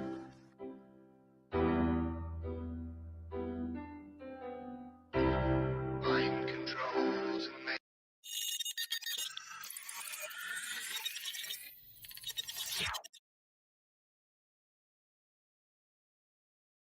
And in case there are any conspiracy theorists out there, how would you prove to us that you're in zero gravity?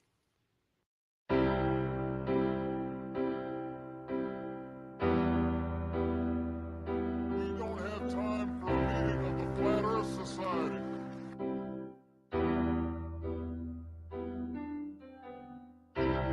Mind control to Major Tom. Mind control to Major Tom. Hang the green screen up and put your wires on.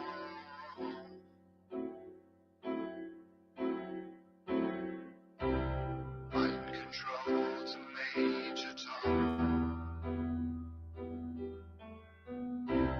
Mind control to Major Tom. Earth is flat and there's a dome above us all.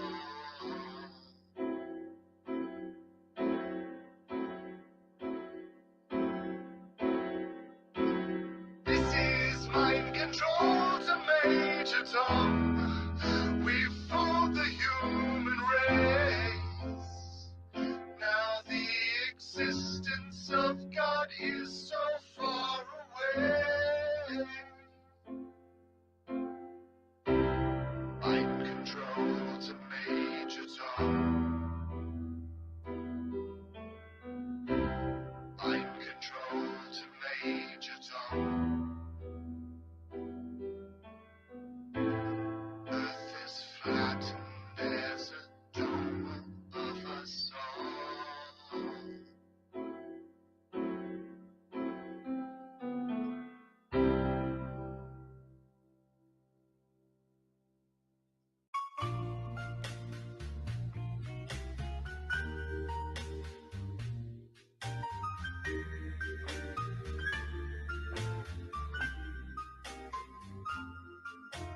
NASA, I'm crazy for believing you. I'm crazy for not thinking.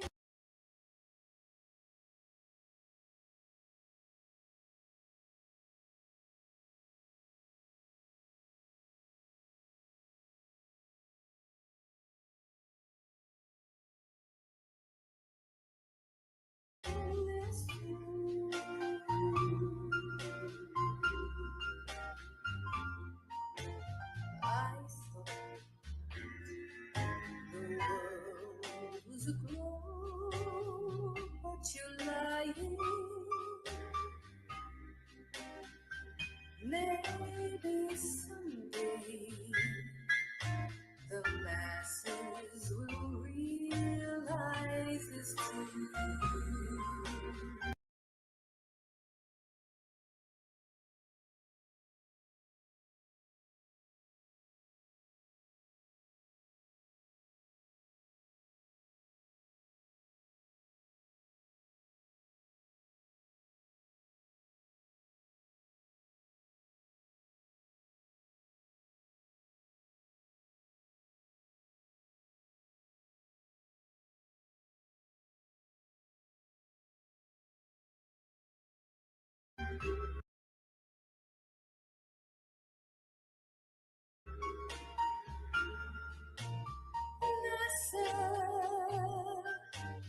Why did you stage the moon landing?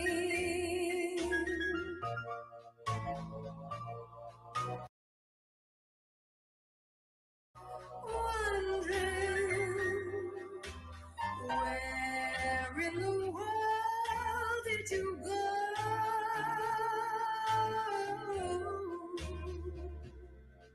You're crazy for thinking your movies would fool me.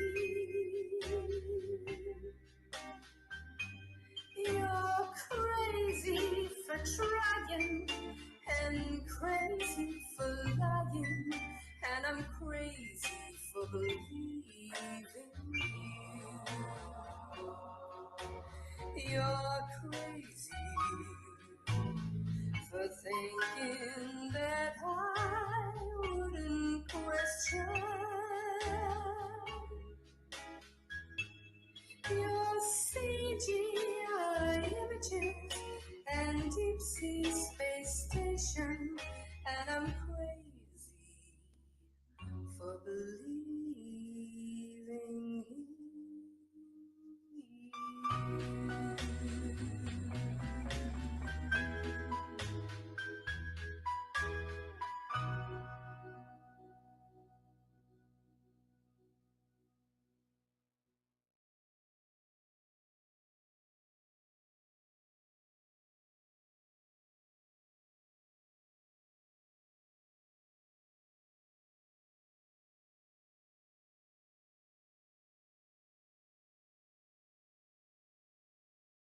How do we know the Earth is not flat?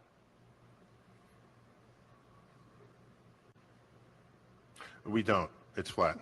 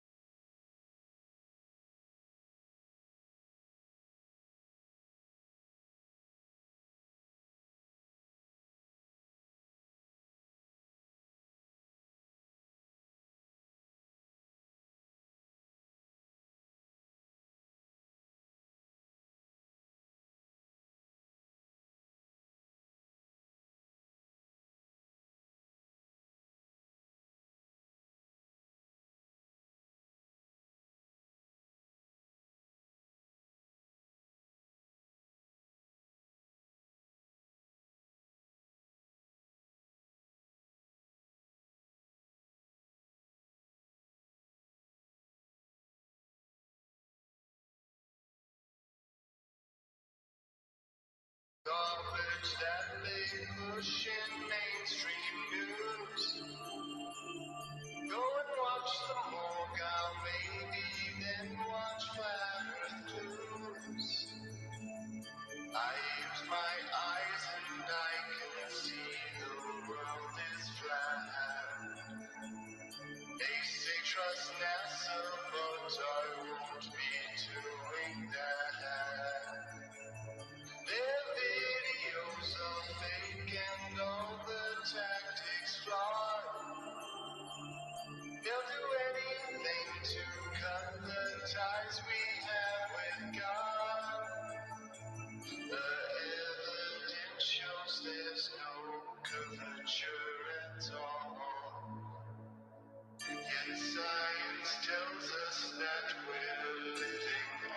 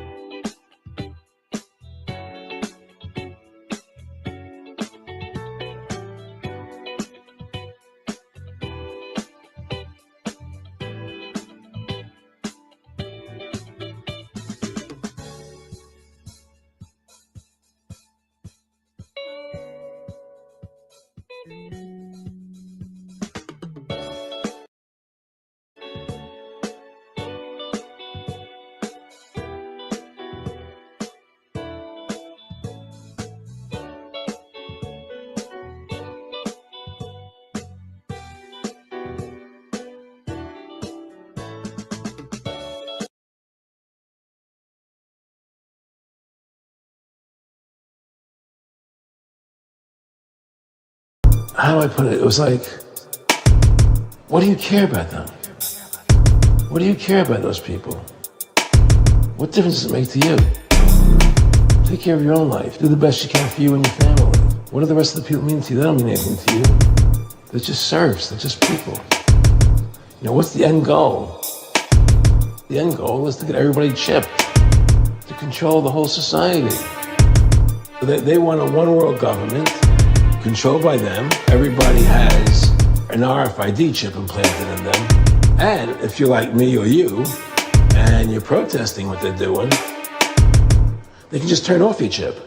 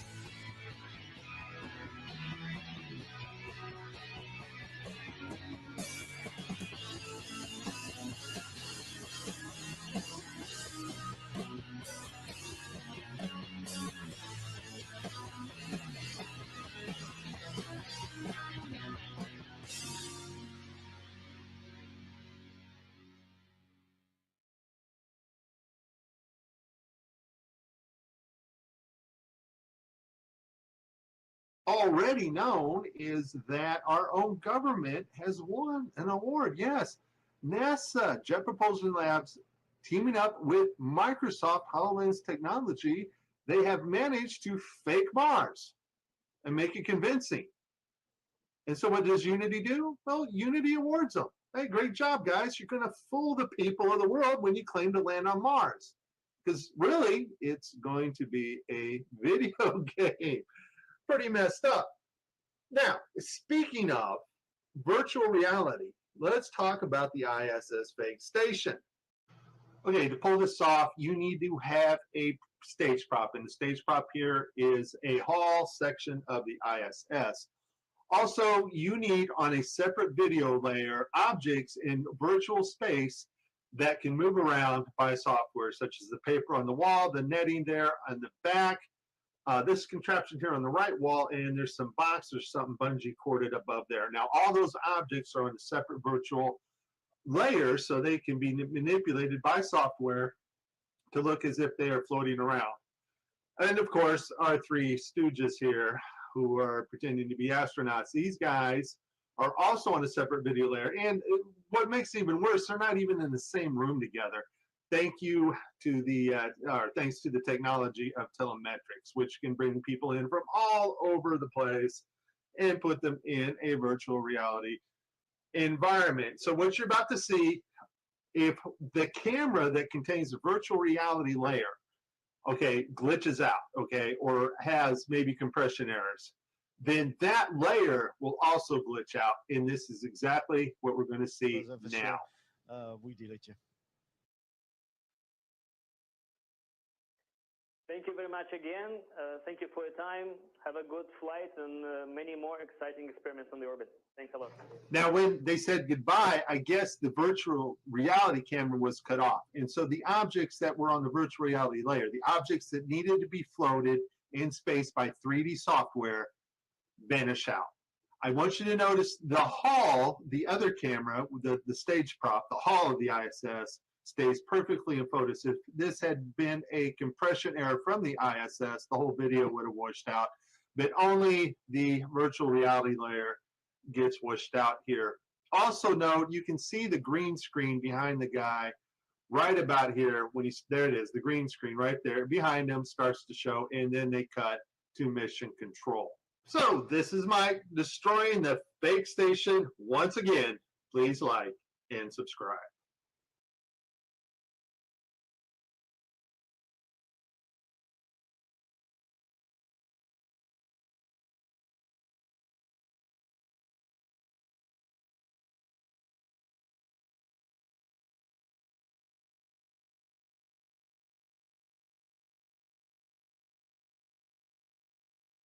Who's excited?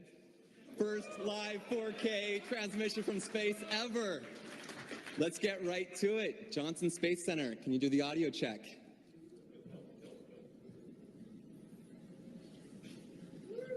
Coming.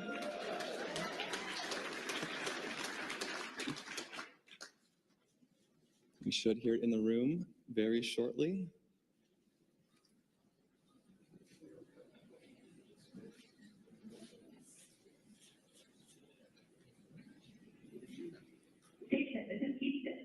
Ready for the event? Yes, we're ready for the event.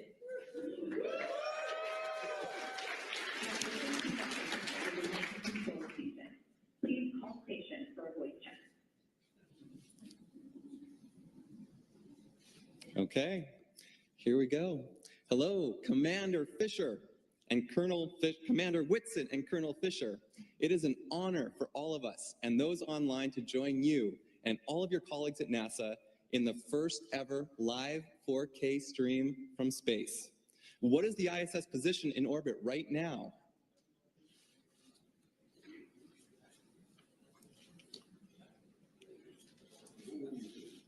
"11 seconds.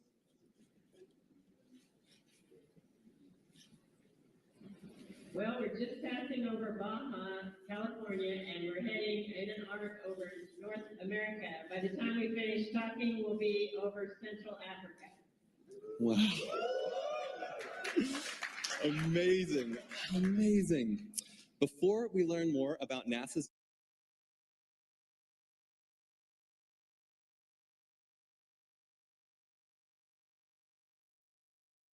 Central Africa. Wow. Amazing. Amazing. Central Africa. Wow. Amazing. Amazing.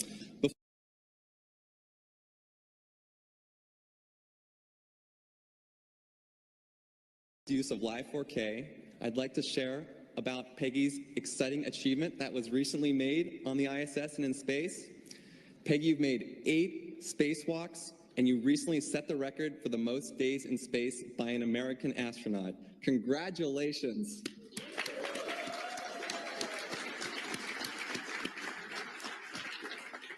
What inspired you to become an astronaut?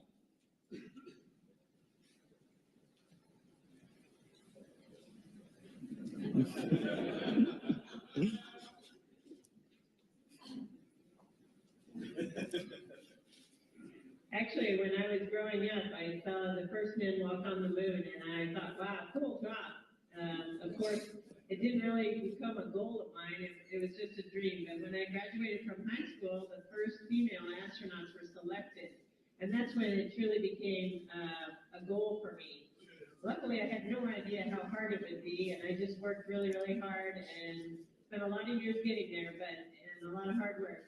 But in the end, I got lucky, and some of that work paid off. So it's been well worth the journey, for sure. Well, it's an inspiration to thousands of students in the United States and the entire world, so thank you so much. Now, of course, we're calling from the NAB show here in Las Vegas, where next generation broadcast and production technology comes to life. Are there any films about space that have truly inspired you?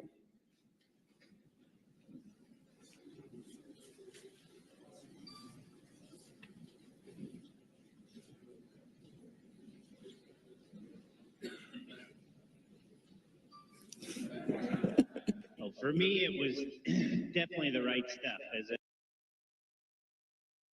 To have the Soyuz launch, but we are anxiously awaiting and looking forward to greeting our new crewmates up here. Well, is there any chance that your mission might be extended? And if so, what's the word on when you'll be returning? And how do you feel about spending potentially some extra weeks up there? Yeah, so we're still waiting to hear word from all of that, and of course, our Russian partners are going to let us know as soon as they have any word.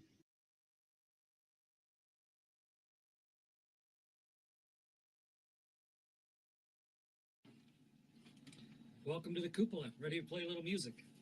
Indeed. Your scenery looks a little nicer than ours. Have you got everything you need? Do you have your trusty floating guitar pick with you? Excellent.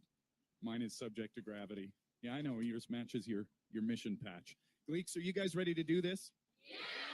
Chris, ready to go? Yes, Ed, I'm ready. Okay. Let's do this. Let's do it.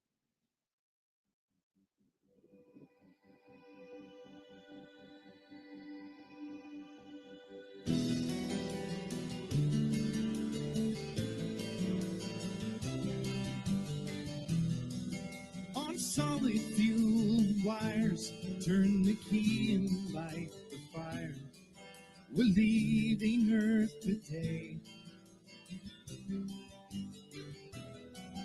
This rocket's burning bright, will soon be out of sight and orbiting in space. Push back in my seat, look out my window, there goes home. That ball of shiny blue houses everybody anybody ever knew. So sing your song, I'm listening. Out where stars are listening, I can hear your voices bouncing off the moon. If you could see our nation from the International Space Station, You know why I want to get back soon. 18,000 miles an hour, fueled by science and solar power. The ocean's racing past. At 5,000 tons, 90 minutes moon to sun. A bullet can't go half this fast. Floating from my seat, look out my window, there goes home. That brilliant ball of blue is where I'm from and also where I'm going to. So sing your song, I'm listening. Out where stars are listening, I can hear your voices bouncing off the moon. If you could see our nation from the International Space Station, you know why I wanna get back soon. All black and white just fades to gray, where the sun rises 16 times a day. You can't make out borders from up here, just a spinning ball to fill a tiny atmosphere.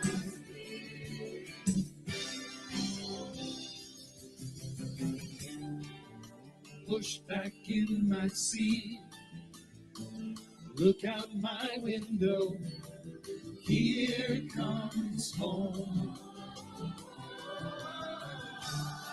What once was fueled by fear now has 50 nations orbiting together here. So sing your song, I'm listening. Out where stars are listening, I can hear your voices bouncing off the moon.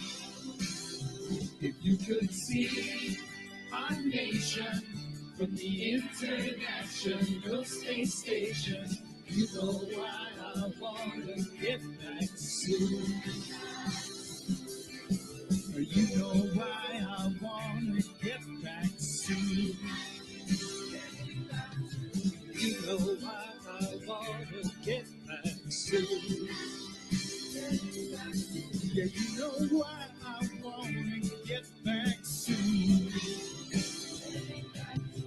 You know why I want to get back soon.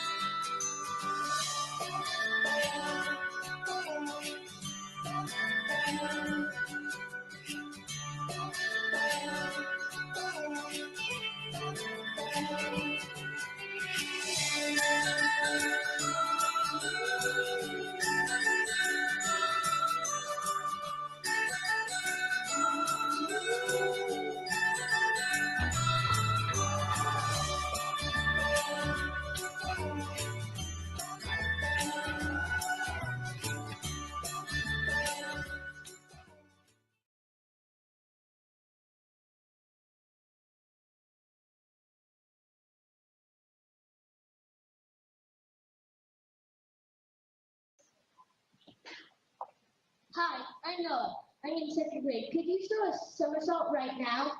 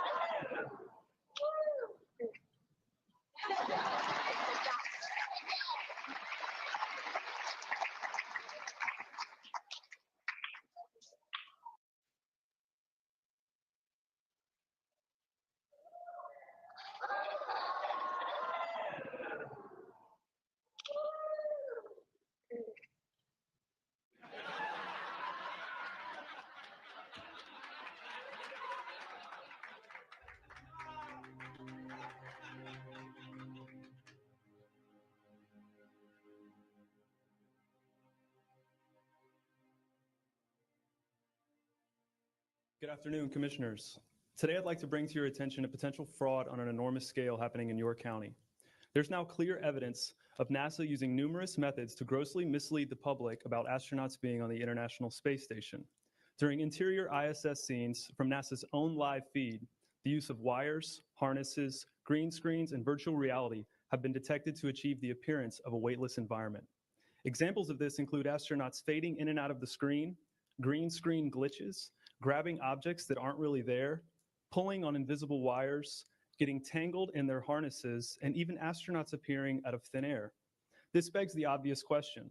If they're really up there, why are they using Hollywood techniques to fake the footage? Now, unfortunately, I can't show you these clips in here today, but I will be sending them to you. Outside the International Space Station, during spacewalks, air bubbles have been recorded on numerous occasions. How is it possible for air bubbles to be present in the vacuum of space? I once questioned astronaut Scott Kelly about this phenomenon. His body language and answers only created more questions. In 2013, astronaut Luca Parmitano nearly drowned during a spacewalk when his helmet filled with water. This happened again just last year. Air bubbles, helmets filling with water, and drowning. Are they in space or are they underwater? Now, what's really interesting is that they train for spacewalks in an underwater pool with a complete ISS replica. Now, surely they aren't filming these spacewalks in an underwater pool and then editing them to appear if they're in space, because that sure would be something, wouldn't it? I'm calling on the Brevard County Commissioners to open a full investigation into NASA's fraudulent practices and use of taxpayer dollars. It costs NASA $3 billion per year to operate the ISS, and if they don't have a darn good explanation as to why they're faking these videos, I and the public would like a darn good explanation as to where our tax money is going. And if they are indeed faking the funk, it is our duty to expose and eliminate this fraudulent and astronomically wasteful ISS program. And look, I know what you're all thinking. NASA is part of the federal government and you're just county commissioners. Even if what I'm saying is true, what can you do? But let me remind you, not only is this happening in your county, as public officials, you have the platform and the ability to make a statement or hold a press conference, alerting the public, state, and federal authorities to investigate further. You have the power to start the conversation. Video evidence of everything I described today will be emailed to you all, and I truly hope we can get to the bottom of this. I look forward to the day that $3 billion annual budget is put towards our veterans, our homeless, maybe some of that mental health stuff the young lady just spoke about, and the revitalization of Brevard County. My name is Justin. Justin? Yes. I-N? Yes, with an I-N. Where are you from, Justin? Orlando. Oh, Yeah. you're not far from. Not too far. No, I'm okay on a picture, but thank you. I do have a question though. Sure. Sometimes when we're watching the ISS footage, you'll see the astronauts sometimes connected to like wires and harnesses. Is that to keep them like in the frame during the broadcast, or what's the reason for that? You know, I haven't actually, you mean while they're inside the shuttle? Yeah, like when they're inside the ISS, sometimes during the feeds, the broadcast, you'll see kind of yes, pulling on their belts or something like that. I have not personally seen that. Oh, really? But I know that they, they try to be still when they're doing talking to someone, and then they usually try to release and do like a flip. Yeah, because I've seen the flip before, and it almost looked like a foot was caught like inside something, but there was nothing really there. It was really strange. I didn't know if there was something to kind of like hold them in place or something. We never had anything like Oh, that, okay. but they may have learned over time that it was hard to stay still, and they may Yeah. have come up with something. Did you ever think the public would find out that all the spacewalks were filmed underwater? Did you have any comment on that? Well, we train underwater. Oh, okay, but only training? Only training. Okay. Most of the public have no idea that the ISS is located in an underwater neutral buoyancy lab in Houston, Texas. The space station footage that they trick us with is not traveling at 17,500 miles per hour above your head. It's all being filmed here on Earth.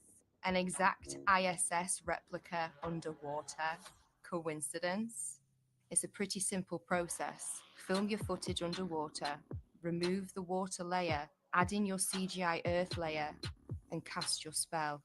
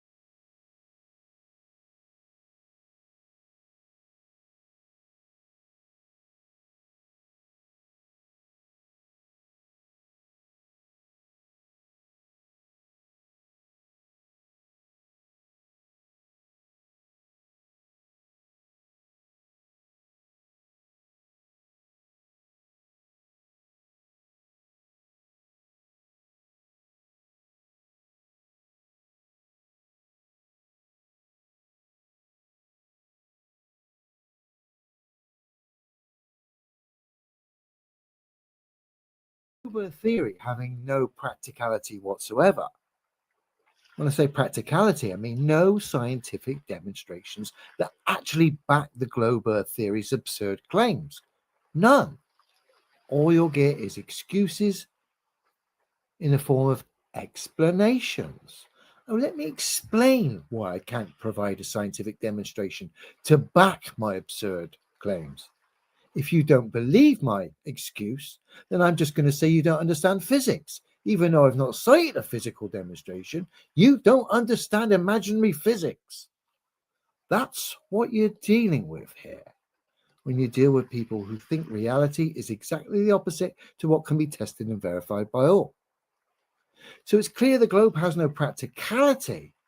And it's what's also clear is the only thing that holds this silliness together is psychology.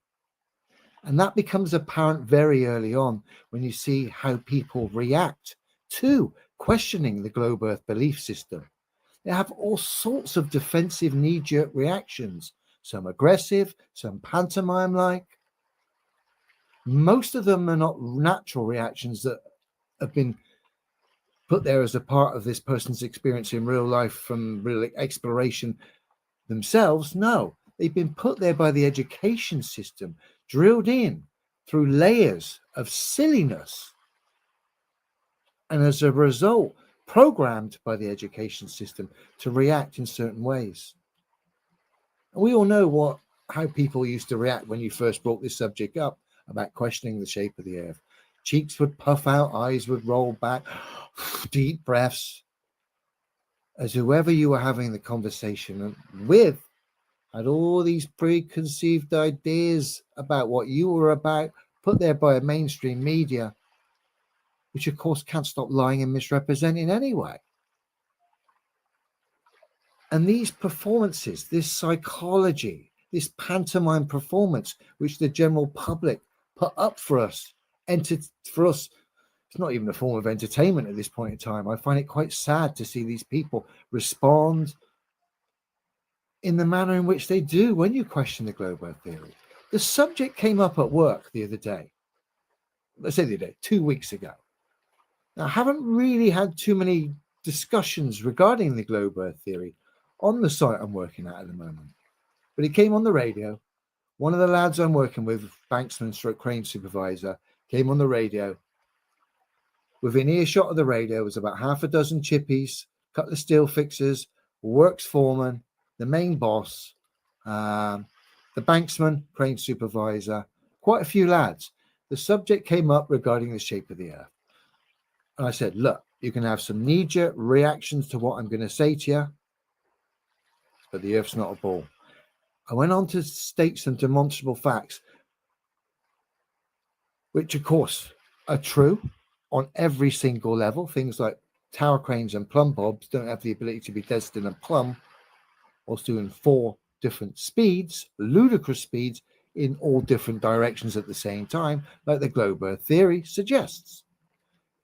The globe believers cannot even cite a demonstration of a pendulum traveling in a straight line, remaining dead still and plumb, yet alone one that's doing ludicrous speeds in 4 different directions at once. So already you know the globe's ridiculous based on demonstrations we can test and verify for all. Things like large standing bodies of water do not have the ability to display convexity upon its surface. That's a scientific measurable fact. There is no measurable, or there is no measurement of curvature done that's been tested and verified, showing large standing bodies of water displaying convexity upon its surface. None. There's inconclusive observations that have no practicalities to back their claims.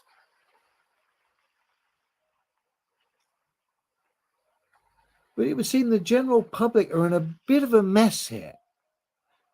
They think their delusional globe Earth theory is real based on the debunkers debunking stuff online, strawman maps and models that most people don't believe. Where does this end? Globe can't be proven with practicality. With the psychology the thing that holds sway as far as the globe Earth is concerned, because people are put in some sort of delusional mainstream trance where they're too fearful to go against the grain. Even though going against the grain regarding this subject, all you need to do is stand by demonstrable truths, things like I've already stated, the water, tower cranes and plumb bobs, and the fact that space is cited as being a vacuum, and the globe Earth is supposed to be an air pressure spherical rock in the middle of that vacuum without solid separation. That's the claims we're told, which are impossible anyway. Because to have an air pressure system reside next to a vacuum requires solid separation, another demonstrable fact. Just shouting out gravity or pressure gradient just makes it worse. Because now you've got to show an air pressure system fading out in a demonstration into a vacuum. You've just made it worse. And gravity, I use that word, but I'm going to, essentially what the mainstream terms gravity, I describe as the way reality presents itself to us. I don't believe the heliocentric story is attached to the way reality presents itself to us as far as our vectors. I use the word gravity, okay? But whatever's at play there regards gravity doesn't help either, because that can be overcome by a gentle breeze. Therefore, isn't man enough to make the globe Earth theory a reality? So it all comes back to psychology. And where does this start? The education system. So why aren't we, or why aren't people challenging the education system to prove this globe Earth theory with practical demonstrations? I've had teachers, professors, NASA test engineers, all of them come to my channel, and all of them have been dealt with by demonstrable reality. They cannot prove their globe Earth. So why aren't people challenging their local education system? I highlighted this a while back. Challenging them, say, prove this globe Earth theory. I only stand by science we can test and verify for ourselves. I want to see demonstrations proving this globe Earth theory, because every demonstration on this Earth which backs the claims regarding what the globe Earth theory says shows the globe to be impossible, because it cannot back those claims. It hasn't got the demonstrations of air pressure systems residing next to vacuums without solid separation. Hasn't got evidence that tower cranes could be dead still and plumb whilst doing ludicrous speeds like the globe Earth theory suggests. Yet alone tower cranes upside down in relation to, say, me or you on this spherical ball that people claim is a reality. It's ridiculous. Challenge the education system. It's not going to be to provide those practical references. And then you've got to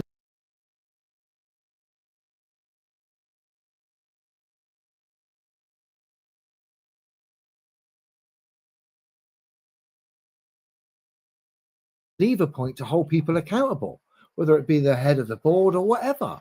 Challenge your local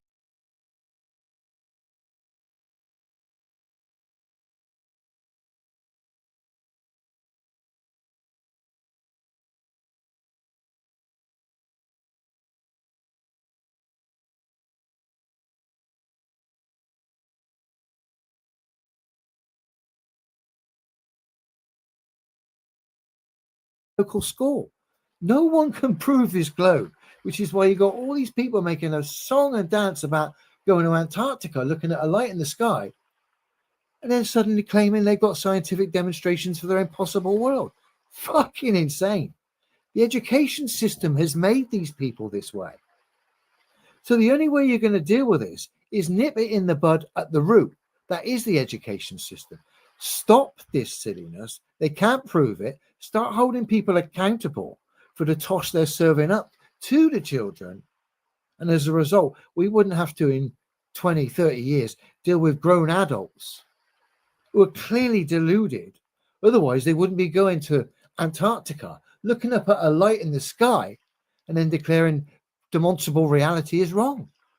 No, if the sun does something in the sky at a certain point in time, great. That doesn't change reality. The education system has got us in this mess.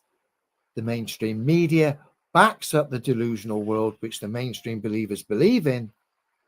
Got to stop this. They can't prove it. Start using that as a lever point right at the root, the education system. And when they can't prove it, start holding these people accountable. Got to end this now for the sake of the future, for the sake of humanity, because you've got to remember these people have a huge budget to push their tosh. They've got bewildered people online trying to defend it, but not one single person can provide scientific demonstrations to back it. And we can all prove that it's impossible. So why have we allowed this to go on for so long? Get to the root and rip it out.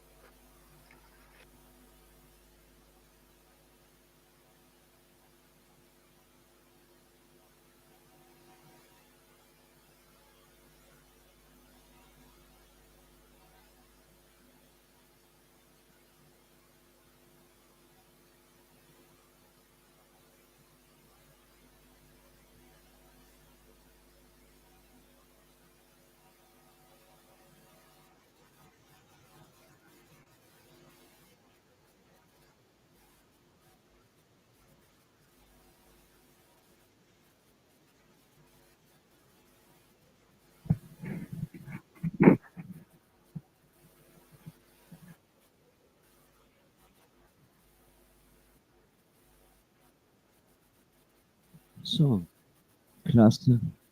Das war ein kleiner Einstieg in die Flache beendet. Und am Samstag 21 Uhr mit drin. Ja, gut.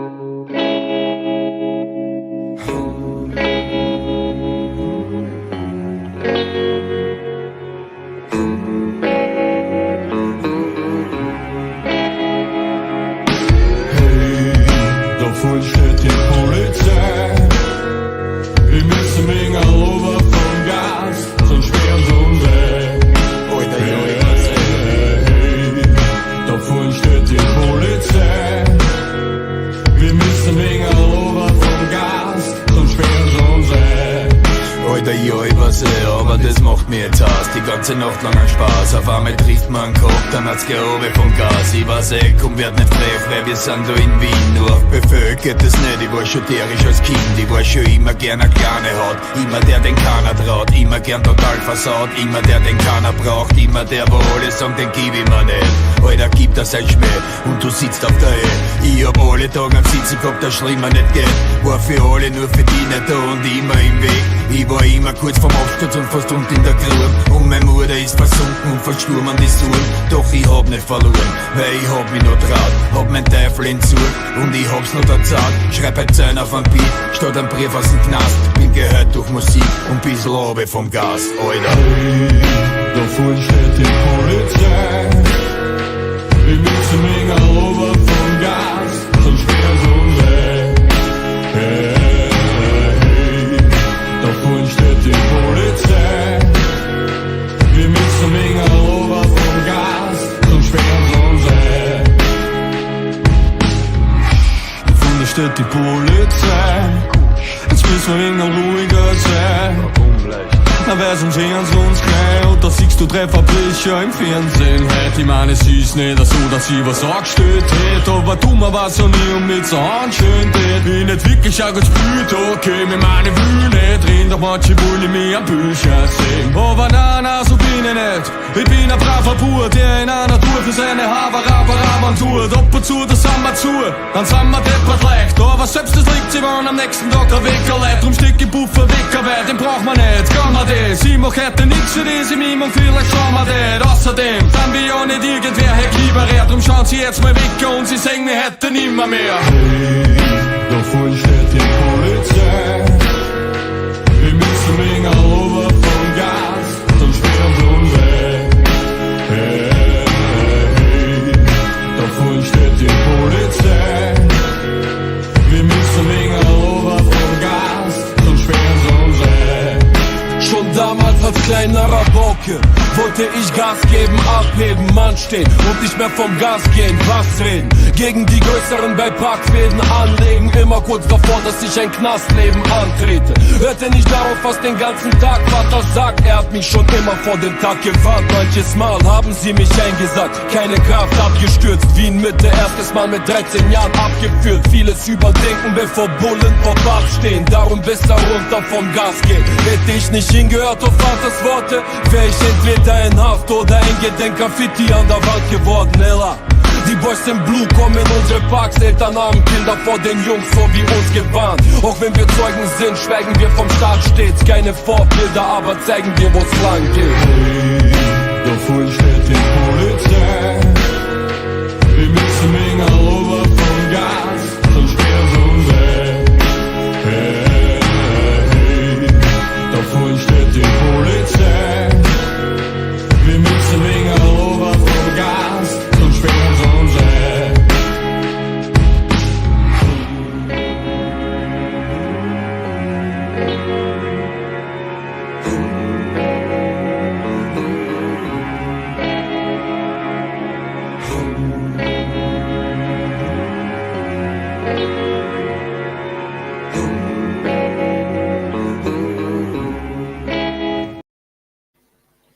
Yo, das ist jetzt eine Wiener Band. Ja. Das ist ein cooler Song.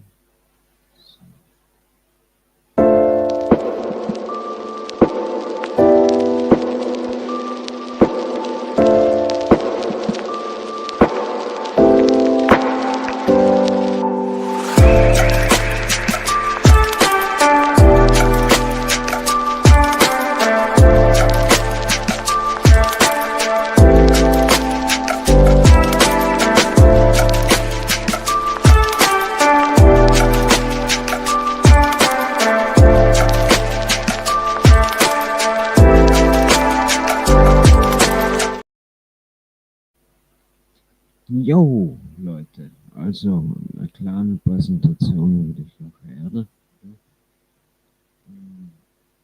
Hat mich sehr gefreut, also ja, so sehr nicht wurscht. Ich werde das weitermachen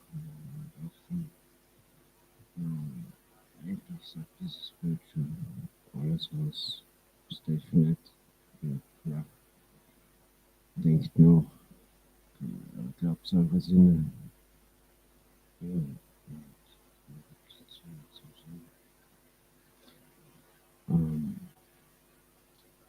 Ja, glaubt an die Wahrheit.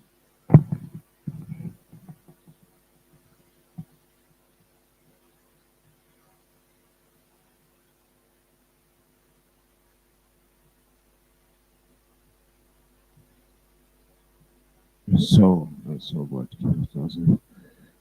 Gut, also flache Erde. Wenn ein Glauber kommt, sofort einmal das zweite Gesetz der Aerodynamik ganz normal gesagt, wir können Vakuum nehmen ein normalen Betriebssystem, Betriebssystem.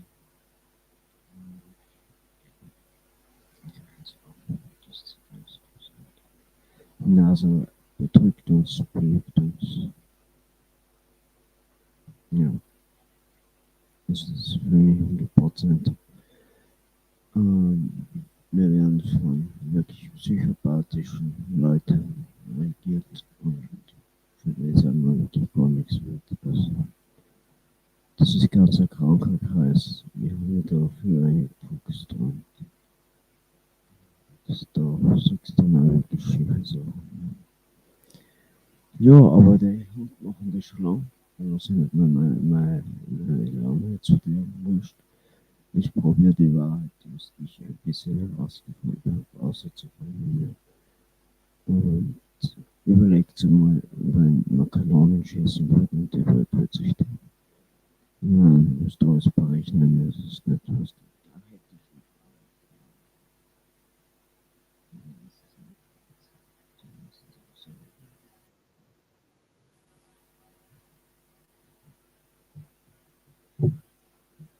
Noch nicht kennt.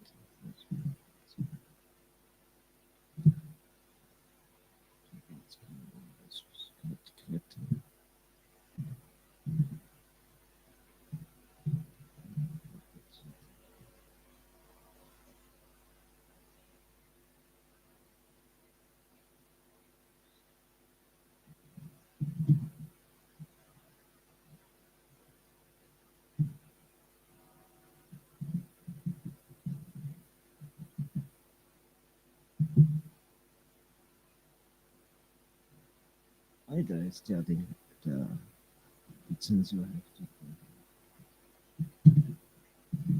Das ist echt viel genau.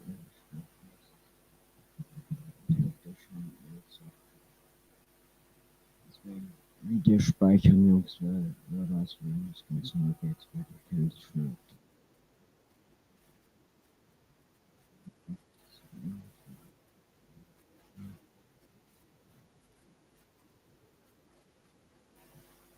Also das sind zwar Army-Typen mit alle Sniper mit und die stehen auf Reihe und ja, das ist sozusagen klar zu sehen.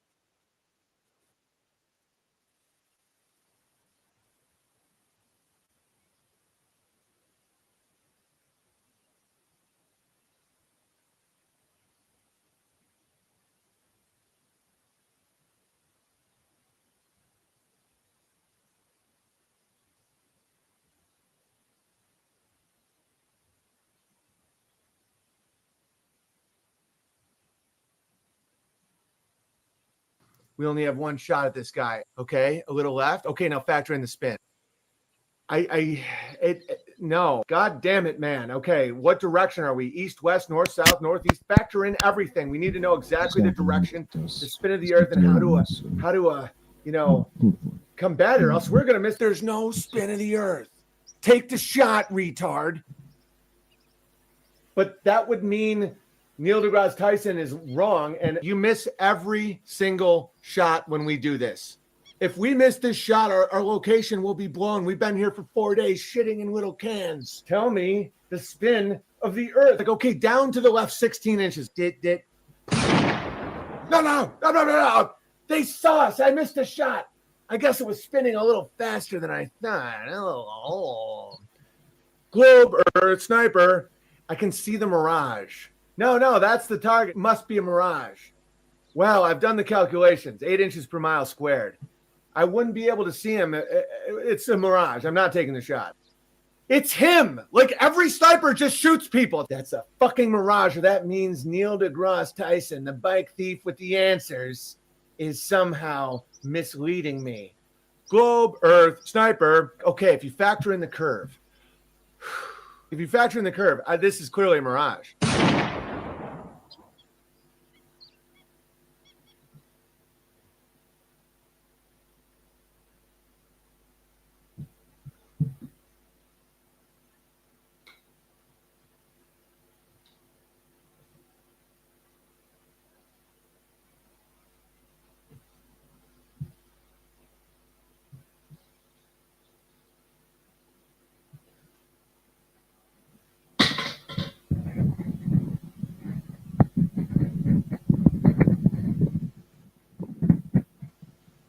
So.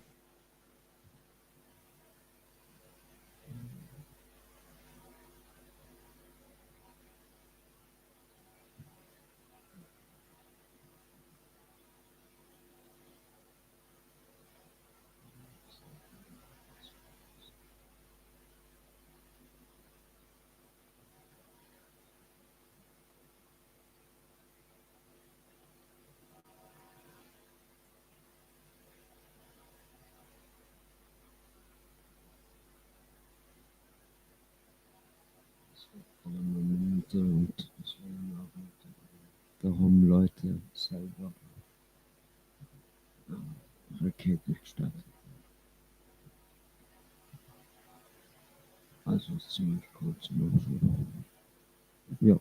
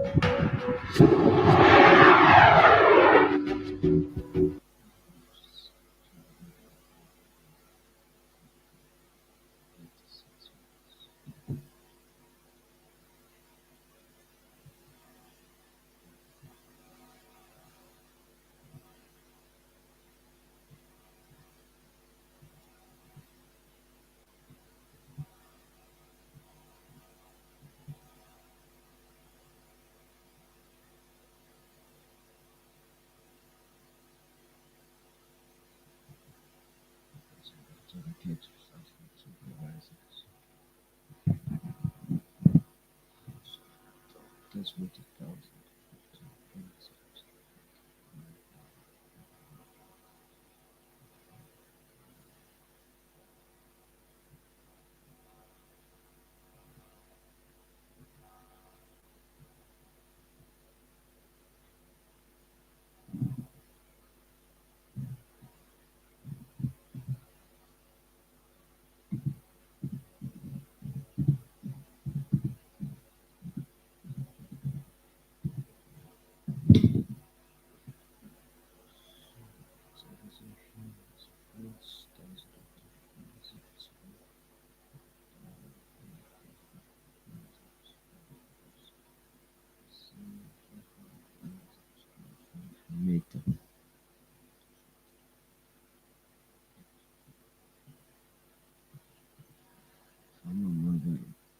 das ist das vor Ding trifft. Ich weiß nicht, was ist das dumm eigentlich.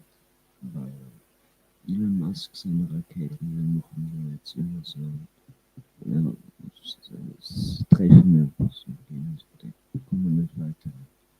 Und wir machen so ein komisches Licht im Himmel, das schaut komplett krass aus. Ich weiß nicht, wie Elon Musk das sagt. Die Nase der Raketen auf dem Boden auf etwas. Das sind, glaube ich, ein paar Möglichkeiten.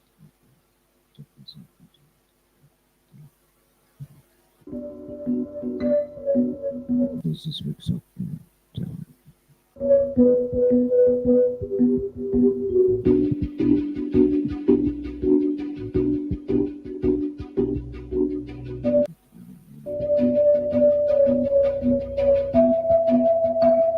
Net like knowledge is rocket like the state was telling the eight state was taking different ways. Yeah, net like not this is real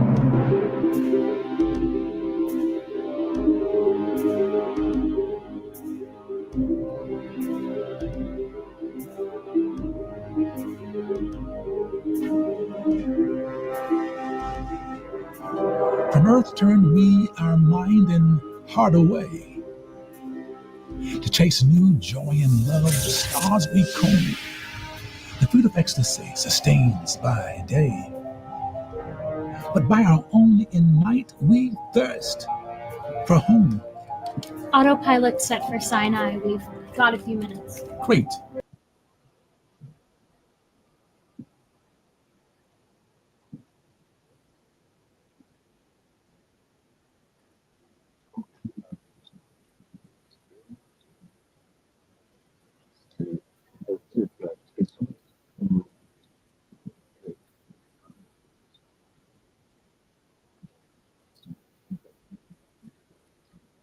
Ich wünsche euch alles Gute und